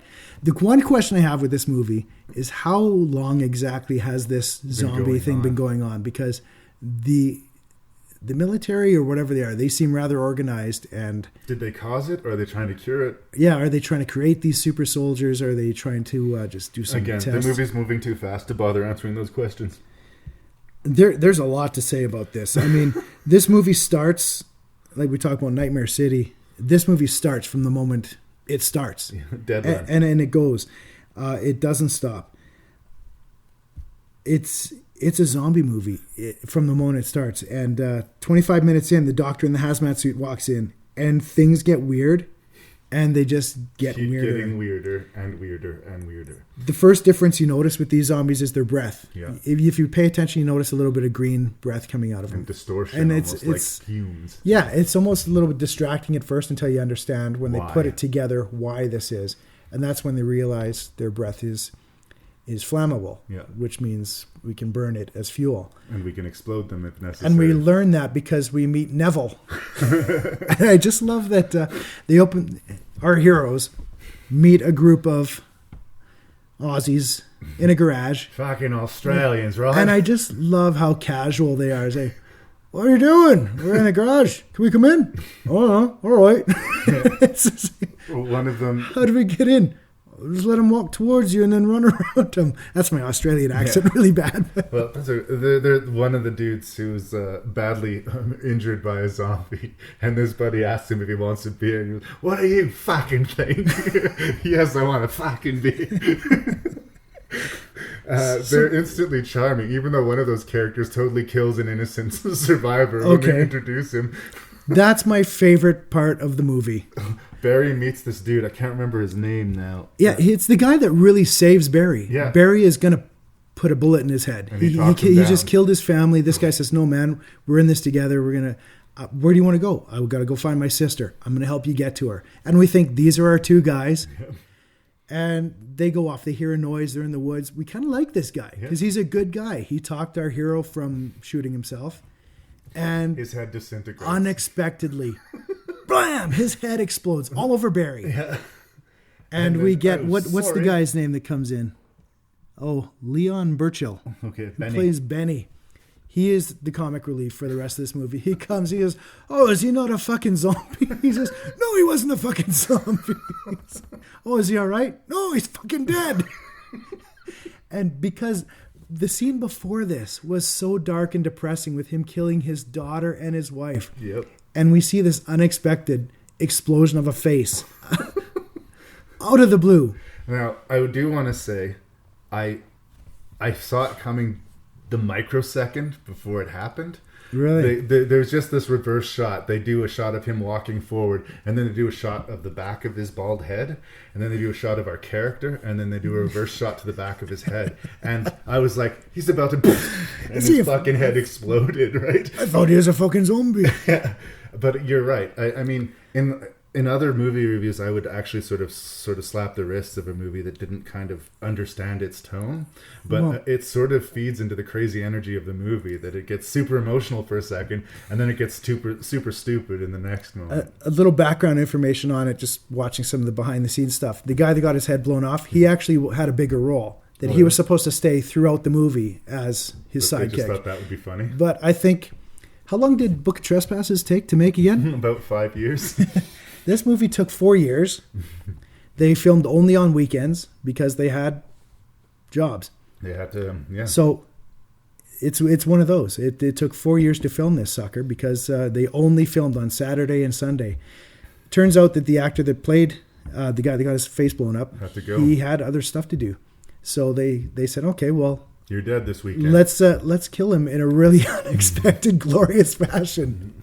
And what turned out to be unexpected in the script turned out to be a lot of fun. And that moment changed the whole tone of the movie there. And I think that might actually, the fact that I didn't realize that they spent that long on weekends might actually justify the tonal weirdness that was going on. Yeah. Because maybe they started out with the idea that this was an intense, real zombie movie. And then they just realized, oh, fuck, let's have fun. But it makes me love the movie more because it's just like... handmade. You can tell that everybody loved the shit out of it. They loved building those crazy cars with the cage over it and the spikes sticking out of it. It's something really tactile and handmade about it. The film grade is a little bit lower and scrappier, but in a way it kind of reminds me of what the original Mad Max looked like. You're right, and it was really low budget, but you don't really feel the low budget. Yeah. I think It felt like the original Mad Max felt, which was a low-budget movie as well, but an impressive movie as well. And as far as I'm concerned, Wyrmwood, Road of the Dead, is Australia's modern Mad Max. If they wanted to make a series of movies like this, sign my shit up. It ends asking for a sequel, and I would love to see a sequel to this. This was one of those movies like the Evil Dead remake, where I saw the trailer and I said, I need to see this. And this is an Australian movie, so it took a little bit of time before it came over here. Yep. And as soon as I found it, I had to see this. The little Australian moments are really what's kind of golden in this. There's a scene when there's a group of our heroes in a car. One of them gets bit. And he says, get the first aid kit. And so they pulled out the first aid kit. What's in it? Beer. Couple of beers. Yeah. He said, oh, you want a beer? You're fucking right. What do you fucking think? Yeah, absolutely. And so they sit in the car and they all get drunk. And they wake up in the morning with a big hangover. There's fun to be had, and you never get to catch your breath. And I feel the love in every frame of this movie. It's a successful venture, that clearly came from people who loved this kind of genre and didn't want to repeat themselves. They were making their own individual original zombie movie. Again, it's not like any of the other movies we've talked about different. so far. It is different. You would call it a zombie movie, absolutely, but that's the common thread of these movies is zombies and nothing else. But again, if someone wasn't into zombies, would they like this movie? I don't know. I think they'd be impressed by it. They might walk away saying, well, this wasn't for me, but good on them for that. They're going to be entertained. I would be very surprised if you weren't entertained. You're not going to watch this movie and check your phone. Right. And check what's on Facebook. Now, you might not be like me and you might watch it and say, everybody, I'm going to get online. Anybody not seeing Wyrmwood, you're making a mistake. You're making poor life decisions. Watch Wyrmwood, right? It gets me excited about zombie movies again. One thing that's neat with Bianca Brady, who plays Brooke, right, who becomes the zombie whisperer. Yeah. For half the movie, her acting is all done with her eyes. Yep. And she does a killer job with her eye acting. I mean, she has a plate kind of nailed over her face, over her mouth, so she can't speak. Yeah. She kicks some ass before that happens. She has a good scene in a garage where she's kind of ninja. She's pretty tough. Yeah, she's badass. And for the next half of the movie, she can't say any lines. She's tied to There's a bunch of wall, close-ups of her eyes, and she's eye acting and she's hand acting. She's watching everything, looking for any chance. And she looks hot in that role. I mean, she's sweaty. She's wearing a tank top, and it works. And she turns badass. Super cool. And when she calls on the zombies finally to take on those, to get her, there's the great escape sequence, which is good amongst itself. But once she's fully embraced and harnessed her power, and she tells them, oh, you guys need some zombies? Well, I'll get you some zombies. And it doesn't really matter that we don't know why this is working. It's just, this happens. Honestly, because reasons. Yeah, right. Beat for beat, I would have accepted anything. If they rounded a corner and Elvis Presley was killing a zombie, I would okay. Now Elvis is in the movie. Sweet. Everything on the kitchen sink. So, and again, it's a big production. You can tell that it's a lower budget, but wall to wall carnage and wall to wall momentum, which is hard to do on a minimum budget. I have such respect for everybody involved in this movie. I as well. And what they seem to do is they did a lot of practical mixed with some digital to enhance. Yeah. And that's, I think, where you get that just right mix. Yeah. Where do it practically, and if it doesn't quite get there, augment it with the CGI. But I hate the fix it in post attitude. Or, apparently there's the whole sequence in this new Hobbit series they did where Ian McKellen was just in a room full of green screens for a couple of weeks and was actually reduced to tears. He was like, I'm paid to act. This is not what I do. If it's a completely fake eventually you just know. You feel it. Yeah. Another one is like the Phantom Menace, the Star Wars, where these guys are fighting robots. Oh my gosh. They're just swinging their lightsabers around, and the animators are animating these useless robots falling down. Wyrmwood don't play it like that, right? No. If some zombie is going to get hit, the dude who hits him is going to get some spatter on him, and the zombie's going to die a messy, loud death. And it's fucking awesome. And people do die. Oh, yeah. You don't get too attached to anybody in this movie. The tagline on it tells you if you're going to like this movie. It says, Mad Max meets Dawn of the Dead. Yep. If that sounds like something you're going to like, then you're going to like it.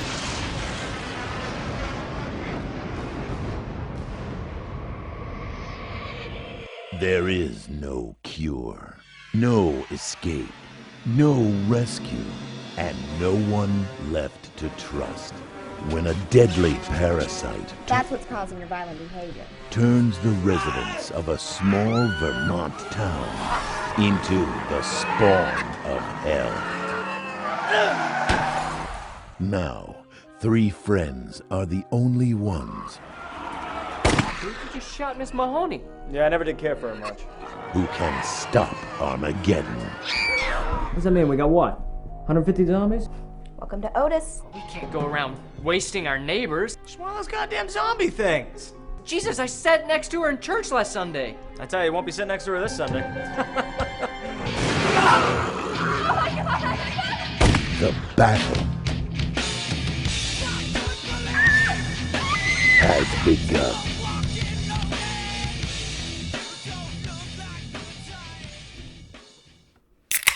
Here we go. Okay, so with Wyrmwood, I was talking about people who, scrappy, low-budget zombie movies, and they, like you said, shot it on weekends, and they just made it work, and they made it work super well.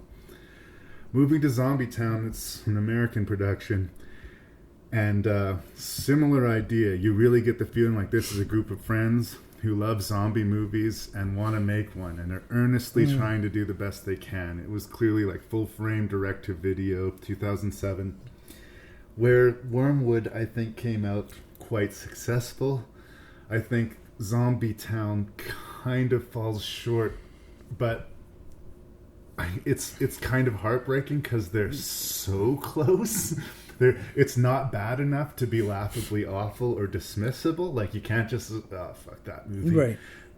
But it's clearly not good enough that it feels like a real professional movie. It's clearly the most amateur of the 6. Now, having said that, I'm not going to say it's automatically the worst movie because it's the cheapest. Right. I'm going to give every movie a chance. Yes. And I'm not going to say, well, you know what, these guys didn't have money, so obviously the movie sucks. No, I'm not going to be. I'm going to watch this. I'm going to give them a chance. Please, tell me please, a story. please. I understand you don't have the money. As a micro-budget filmmaker, I am completely on their side. And as a friend to a micro-budget filmmaker, I've seen what you can put together with a small budget. And unfortunately for other people, it changes what I can expect from a low-budget feature. Right. And Zombie Town did not quite perform the way that it could. Yeah. The other thing, and this isn't maybe fair to the movie because I bet you it wasn't directly the filmmaker's fault. It was, quietly released direct-to-video, made no ripples in the water, and that probably makes sense. That's about where it should be. I don't think these people are in the wrong profession. I think if they had a budget and another go-around, even if they remade largely this script, they could, they just needed more money and more time is what it felt like to get it to where it needed to be. It seemed kind of like it was clearly a group of friends. Yes. And I almost got the impression they wanted to make a zombie movie for them. Right. And whether or not anybody else liked it, who cares? Yeah. We made a zombie movie and we had fun. But what stings is in order to make it make money in some European markets, the movie was released as Night of the Creeps 2. Really? Fuck no way. you. Are you being serious? I am dead serious. I mean, because it was clearly ripping off Night of the Creeps ideas, which I'm a big fan of Night of the Creeps. Night of the Creeps is a jewel in the crown of zombie cinema. Let's not. I did not realize that. I don't even want to talk about this anymore.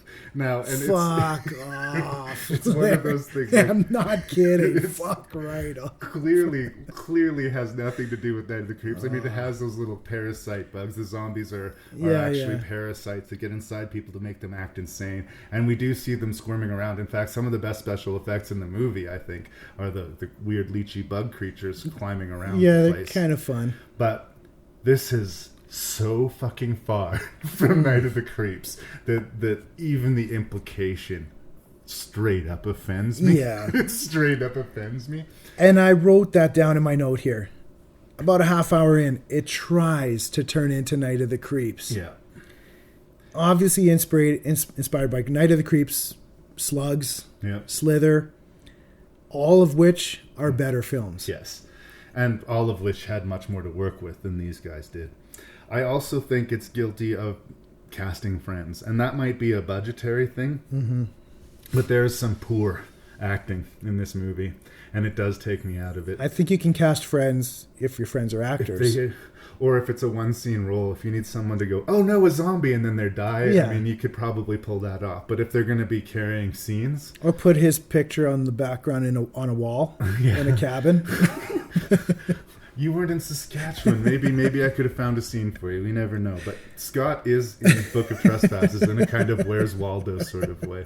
But the other thing is like, I can't say that it's like completely awful. Like, because it's... I said earlier, it's close to being good, and because it's so close to being good, it makes it so much more frustrating. It's just a little bit more production and a little bit more know-how would have put you over the line to the place where I would have at least said, you know what? It's got a lot of bumps in the road, but you gotta love a scrappy independent zombie movie and give it its day in court. I can't quite get to that point with Zombie Town. No, I don't think it does enough to separate it. It doesn't introduce anything new at all that a different movie hasn't already done better. The acting, as you said, is suspect. But that's possibly in the script as well. Our main character is very torn up about his brother dying in a prison cell for about 2 minutes, and then he's zingers and smiling, and it's hard to get really into. And the comedy again, I think, was a little bit misguided. The movie starts with a bunch of like redneck hunter dudes in a cottage, and they're waiting for someone's cousin to show up or something. I don't remember the relationship. It really doesn't matter. No. But they hear a noise outside. Some dude gets pulled out of a window and bit, and zombie movie begins. And I remember seeing it, thinking, and listening to the dialogue, I think this acting is wonky. But if the acting wasn't wonky, I think that scene works. The acting was wonky, the direction of it, and the scripting, I think, was wonky. But what kind of works is the blood, I guess. But you can tell time was spent. That's where they spent the time. Is for a low budget feature, they tried to give us some guts. The gore. But you point out that beginning scene. They're looking out a window, and there's a zombie trying to pull the guy out. Yeah. And I remember they're trying to hit him with a broom. And at no point are they really trying to hit him with a broom. No. And the zombie grabs the broom, and the guy with the broom faints for some reason. It just doesn't work. No. But what they do is they slam a rake into the zombie's head. Yeah.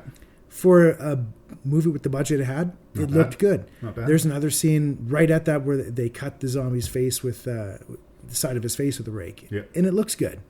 Yeah. There's a scene where they cut a guy's leg off with a chainsaw. For the budget, it looks pretty good. damn Zombies coming out, or the slugs coming out of a guy's eyeball. Yeah. It looked okay. But it was an ooey kind of moment. But as you said, you can see that the guys that made it had some fun. Yeah. And they kind of, I think they loved it. Yeah. What they were doing. And if it was your friends and your crew and you put your heart and soul into making it, and that's the thing, any movie, even a movie that I'm really mean to, I really believe somebody put their heart and soul into it and somebody loved that movie. So I don't like being mean. No, I see the love that they put into it. They made it for their friends. If you did a screening with the people who made the movie, their friends, and the people who were in the movie, they would love it. Yeah, they're going to sit there with their friends and their friends' friends. They're going to have a good time. Yeah, but to throw this out there in a crowded marketplace full of quality zombie movies, it's just it doesn't have any. The movie doesn't really make a lot of sense either. I mean, and you talked about the comedy. There's one character, the guy with the sideburns, curly hair. Yeah, kind of reminded me of Hyde. He or seems sort of from like 70s show. Yeah, maybe he might be kind of a funny guy. I don't know. He had a couple of quote zingers. Yeah, maybe he's a funny guy. But in person, if you got to know him. I think he was a better actor than a lot of them too. But he kind of leaned into it. He had a couple scenes where it was okay, but I don't. I think maybe we're being too nice because you just made a low budget maybe that's movie. True. But he has that line, that was Mrs. So-and-so. I see her in church every Sunday. And he says, well, you're not going to see her next Sunday. Huh? Yeah. And you can hear him asking for that laugh. Yeah. And it's so much funnier if he just says it in a deadpan way or if he just throws it away without any weight. He's asking for the laugh, and it's a mistake. It's a rookie mistake. And that's what everybody here is amateurs. And again, I'm being mean to a bunch of amateurs. You amateurs made a really amateur-looking film that's amateur and hard to watch. Yeah, and they say, yeah, we made a movie. That's right. Yeah, but they made a fucking movie. I mean, saying that much. Like, a lot of people will talk about writing a script or talk about making a zombie movie. These guys did it, and it's not an easy thing to do. And it sucks that all of that hard work didn't necessarily pay off for them. And as far as I can see, nobody's done anything beyond this since 2007. No. But, you know, this movie's out there, and there's people who love it. And again, if you're a person who will watch anything with a zombie in it, I guess watch Zombie Town. But there are far worse zombie movies for sure. I've seen worse and I own worse. But I can't recommend it. And it's one of these movies, like, I've watched it twice. It's on my wall now. I can't imagine a scenario where I would watch it again. Just had the same wonder in my head saying, do I need to keep this? Will I watch it again? I think I might keep it. I don't know if I'll watch it again. Yeah.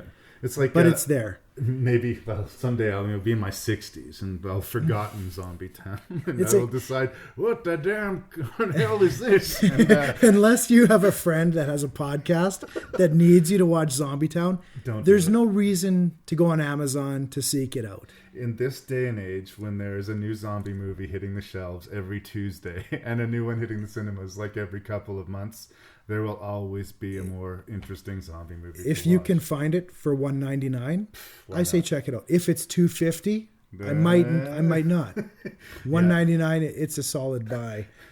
The problem is any scene that does not involve a zombie attack doesn't work. There's a love story. It doesn't work.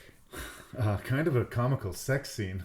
Speaking of, there is. They do give some breasts. I think that's the only movie in the sixth, isn't it? This is going to sound weird. I'm always going to focus on the sex scene, but it is a sex scene that would only exist in a scrappy, low-budget, independent movie. Those aren't Hollywood boobs. He convinced some friend of his to show her titties in the movie, and they're not making love. They are fucking, right? And yes, it gets interrupted by a zombie attack, but everything like that. But again, that was the grandma zombie because there's an outbreak at the bingo hall. Because I hated that scene because there was a zombie dog that bit the zombie grandma, and the elderly actors that they cast in this movie are not strong at all. No, I think it's their friend.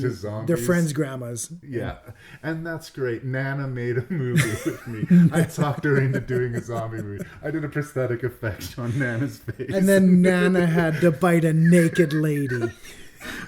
And again, I think I would love to have a beer with the people who made this movie and say congratulations. And I bet you'd have a good time meeting these guys. That conversation would be so much more entertaining than the movie. But Larry, if you're going to make a movie, I would push you towards the 13 Eerie guys instead. Yeah. Yeah, if I can name closer to 13 Eerie than Zombie Town. Again, I hate being so mean about it, but I got to be honest, spare yourself this. And you'll be doing yourself a favor.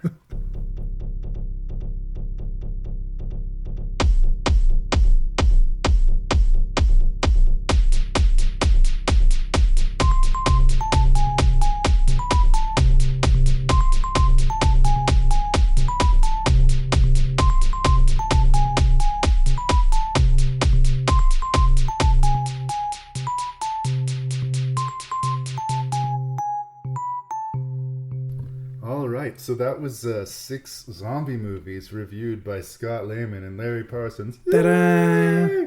I had fun with this one. Again, I love the zombie genre. I love how different these movies were. And I love how we only seem to have real vitriol for 1 out of the 6, which is a pretty good ratio for this podcast. I really enjoyed being able to watch 6 zombie movies in a week. Yeah. I got to tell my wife that I'm doing homework. It's like, I got to go watch this. Trust me, I don't want to watch Nightmare City. I have to. I have no choice. I'm doing this for work. It's funny. How Larry's often paying. Everyone gets paid for this, right? Yeah. It's not just me. It's such a constant refrain from people saying, like, I so would have turned that movie off if I wasn't doing your goddamn podcast. It's just, I'm sorry. But they can't all be winners. Which brings us to number 6. What is your least favorite of these 6 zombie movies and why? Zombie Town is clearly number 6. What? And I don't want to be mean to it. No. So I'm not going to. It had a low budget. It had decent gore effects for the budget. Yeah.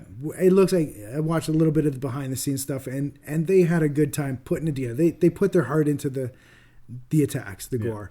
But there's no reason to seek this movie out. No. If you don't have it, if you don't have to do rank and review, there's no reason to watch this. Truth. Spoiler alert, we're not going 6 for 6. Uh-oh. We won't go 0 for 6 because of Zombie Town. Because number 5, it actually pains me to put this at number 5 because it's a good movie and it's a well-acted movie. It might be one of the better movies, but I'm putting Maggie at number 5. Oh, wow. And it's because as much as I appreciate them taking the zombie movie somewhere new, in the end, it's not the place where I want my zombie movie to be. Okay. In the end, I like my zombie movie to be teeth-ripping faces. And we don't get that. This is a good movie. Don't get me wrong. I enjoyed all these movies. Even Zombie Town, I can sit there for 90 minutes and watch Zombie Town for Larry. Yeah. For Larry. Oh, I'm going to kill Larry. That gave me feelings, Scott. You're making me feel things. But, yeah, like you said, it's a good movie. It might actually be the best movie. Right. But as far as enjoyment personal, I'm going to put it 5th. All right. Fair enough? Yeah. Okay. I'll take it. I mean. And in 4th place, 13 Eerie. And I actually quite enjoy this movie. I dig the effects they did on low budget. There is some really, really good gore in this movie. Probably maybe the best of the 6. It's enjoyable. There's a lot of zombie movies out there, and this one maybe doesn't do enough to separate itself from the rest. Right. But if you like vicious blood, watch it. For sure. 3, Life After Beth. Wow. I found it very enjoyable. Wow, because it's so high? No, I'm just surprised. I was expecting Nightmare City to fall, to be honest. I was kind of like not as looking forward to watching this again. This is like the 3rd time I've watched this movie now. Right. And I've seen it a couple times. There was I can't wait to watch Life After Beth again. But it helps and to rewatch. It was kind of recent when I watched it. But I watched it again. But it has real laughs. And you can watch this with a variety of people. It does have teeth. And I'm surprised actually that it's number 3. But there it is. Yeah, I guess it's a good movie. I don't know. I guess it's a good movie. See if we can get that on the DVD box. Scott Lehman says, Life After Beth. I guess it's a good movie. I guess it's a good movie. It's got some familiar faces you're happy to see again. Oh, yeah. And it's a decent way to spend 90 minutes. You have some fun. And, hey, a zombie fan, grab your wife. She'll watch a zombie movie with you. And that's kind of a win. Because my wife won't watch a lot of zombie movies with me. And I still think it does stand as a rom-com. It is one of those that does walk that line. And number 2 is the movie which would not rank this high, probably, if I'm honest with myself, if I did not see it 20 times as a 13-year-old. Yeah. There's bad dubbing. There's less than convincing effects. We didn't even really talk about the zombies' faces in Nightmare City. Just like red oatmeal. It looks like oatmeal. Yeah, oatmeal or mud or something is rubbed on their face. Some of them worse than others. But for me, it's pure manic entertainment. Number 2 to number 4, and actually 5 even, I shuffled them up and down a little bit. This was really hard for me because I know Nightmare City is not the second best movie. If I'm honest with myself, it's probably not. It's cheesy. But I've loved this movie for so long. I put it below Life After Beth. I put it below 13 Eerie. But if I'm honest with myself, it's like, which one do I want to watch again right now? I want to watch Nightmare City again. Right. It's crazy. I love 80s cheese. I get it, especially if it hit you personally. And I know those movies that you discover when you're young, and it feels like this forbidden, crazy horror movie that's like... I can't shit all over a movie that you love too love much. That much. Fair enough, man. And number 1 was easy for me. Yeah. Wyrmwood, to me, last time I was on Rank and Review, we reviewed This Is the End. Yeah. That's the party movie. Yep. Wyrmwood is the party movie. That's Wyrmwood the is the This Is the End party for sure. Yeah. It's a zombie party. It's well made, and I will rave about this movie. I think this is the one movie of the 6 that you want to tell people about. Yeah. When you see any of these 6 movies, when you see Wyrmwood, you want to find a buddy and say, "Hey man, have you seen Wyrmwood? Have you heard of this? It's an Australian zombie road movie. It's awesome. You got to check it out." It's true, and the case is so bad as it almost looks too good to be true, but it's true. It kind of, yeah. Yeah. So for me, I mean, that announced itself as the most enjoyable. So, well, you're right, brother. Once again, we are not going 6 for 6. We're definitely on page for the top and bottom, but I think we're completely different. Yeah, I figured we would be, and fair enough. And I'm not going to throw any fists about it because I get it. Look, Zombie Town was made by a lot of people who are dreaming big, and I'm sorry that it didn't work out for them. But as much as I love the energy they put into it, I can't rank it anywhere but 6. That would just be dishonest. It's in some tough company. Yeah, I mean, but good on them. Yeah, they put it together. Each one of these movies are different, coming from a different place and a different mindset. Like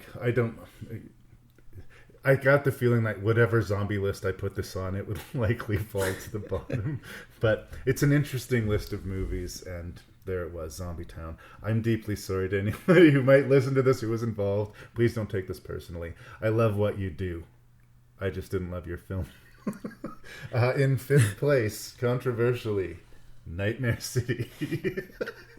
I get it.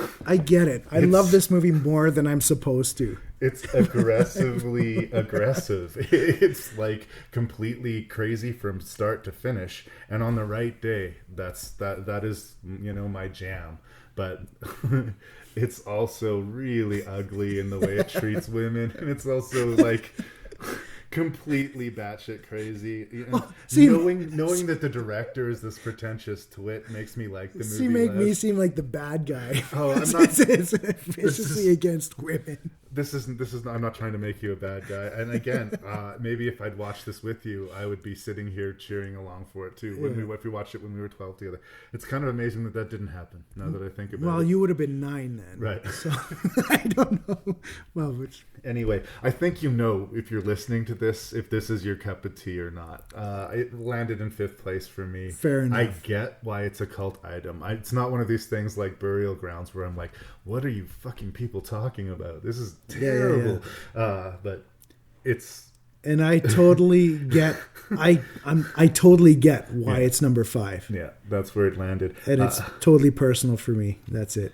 In 4th place... 13 Eerie. Way to make a quality zombie movie in my backyard. It doesn't have anything to really apologize for. The ending is a little bit wonky, and it doesn't bring a lot new.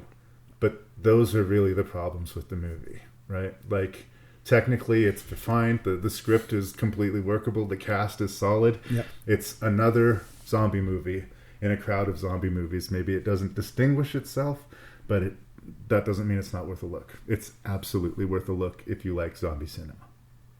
So, number 4, 13 Eerie. Number 3, Life After Beth. Hey, we matched on that. That's the one we matched on again, yes. It's very, very odd and kind of bittersweet. And again, the first time it's one of those things, the more I watch it, the funnier it gets to me. I think so too. I was kind of almost numbed by the weirdness the first time I watched the movie. But it appreciates, and that's usually the sign of a good film. And again, you can't really compare it to anything.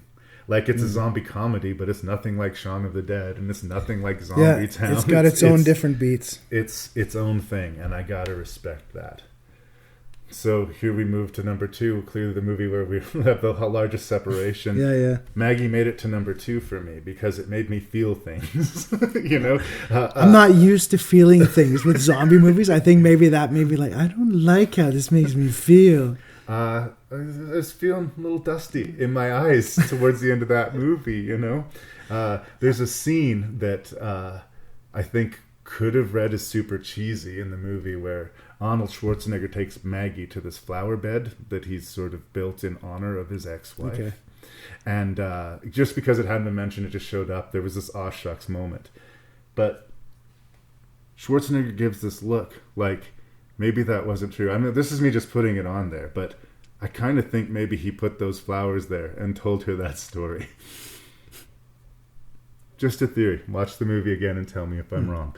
But the movie is deep, and the fact that I was thinking that much about it, I gotta say, fucking bravo, Arnold Schwarzenegger.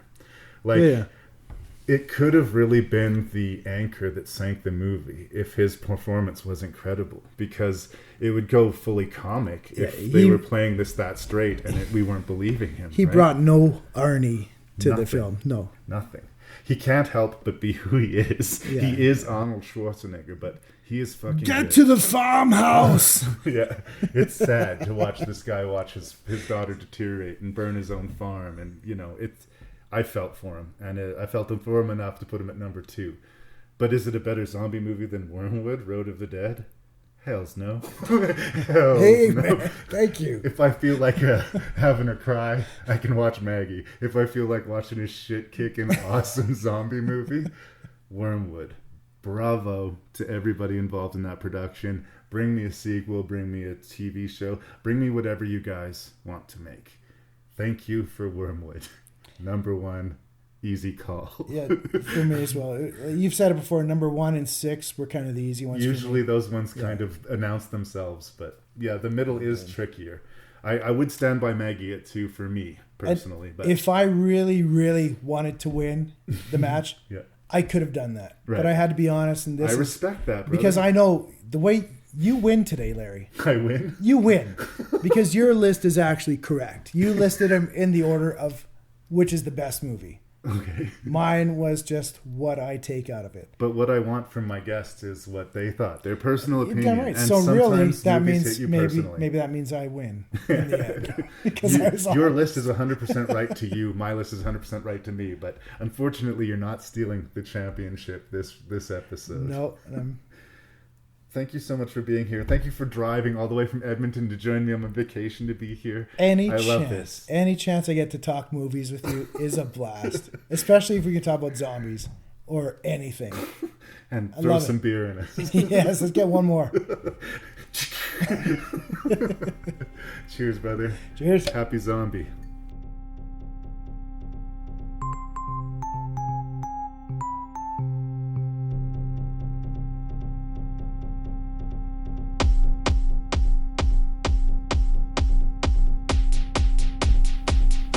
Zombies just won't die. Zombies are just going to stick around for as long as they tenaciously can, and I, for one, celebrate it. I hope you enjoyed that episode of Rank and Review. This will mark episode 125. Exciting times, kids. Please tell a friend about the podcast, and please help me spread the word about the feature film Book of Trespasses, written and co-directed by your host and random Canadian Larry Parsons. It should be in the festival circuit in 2018, and hopefully when it's made available, I can share it with all of you. But if you can help spread the word, I appreciate it. Thank you to everyone for listening to Rank and Review. Please send your feedback to ranknreview@gmail.com, ranknreview@gmail.com. The website is ranknreview.ca. My name's Larry, and I love you all.